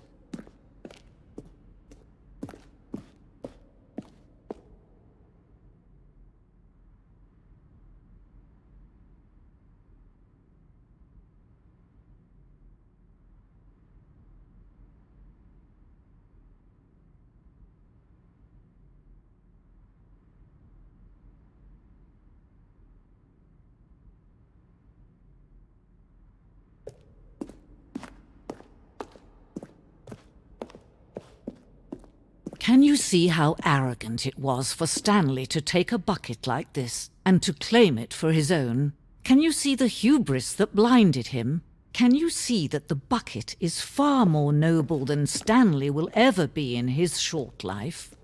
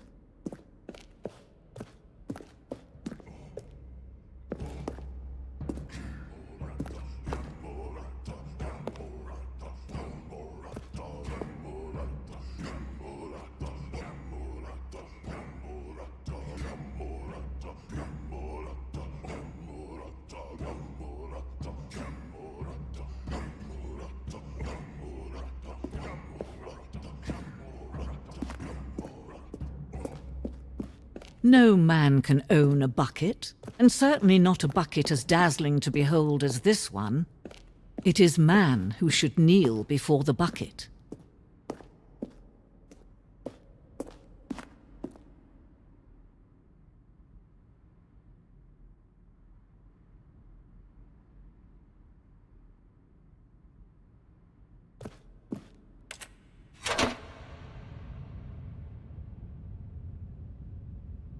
But there is something we can do together, you and I, that will right this terrible wrong.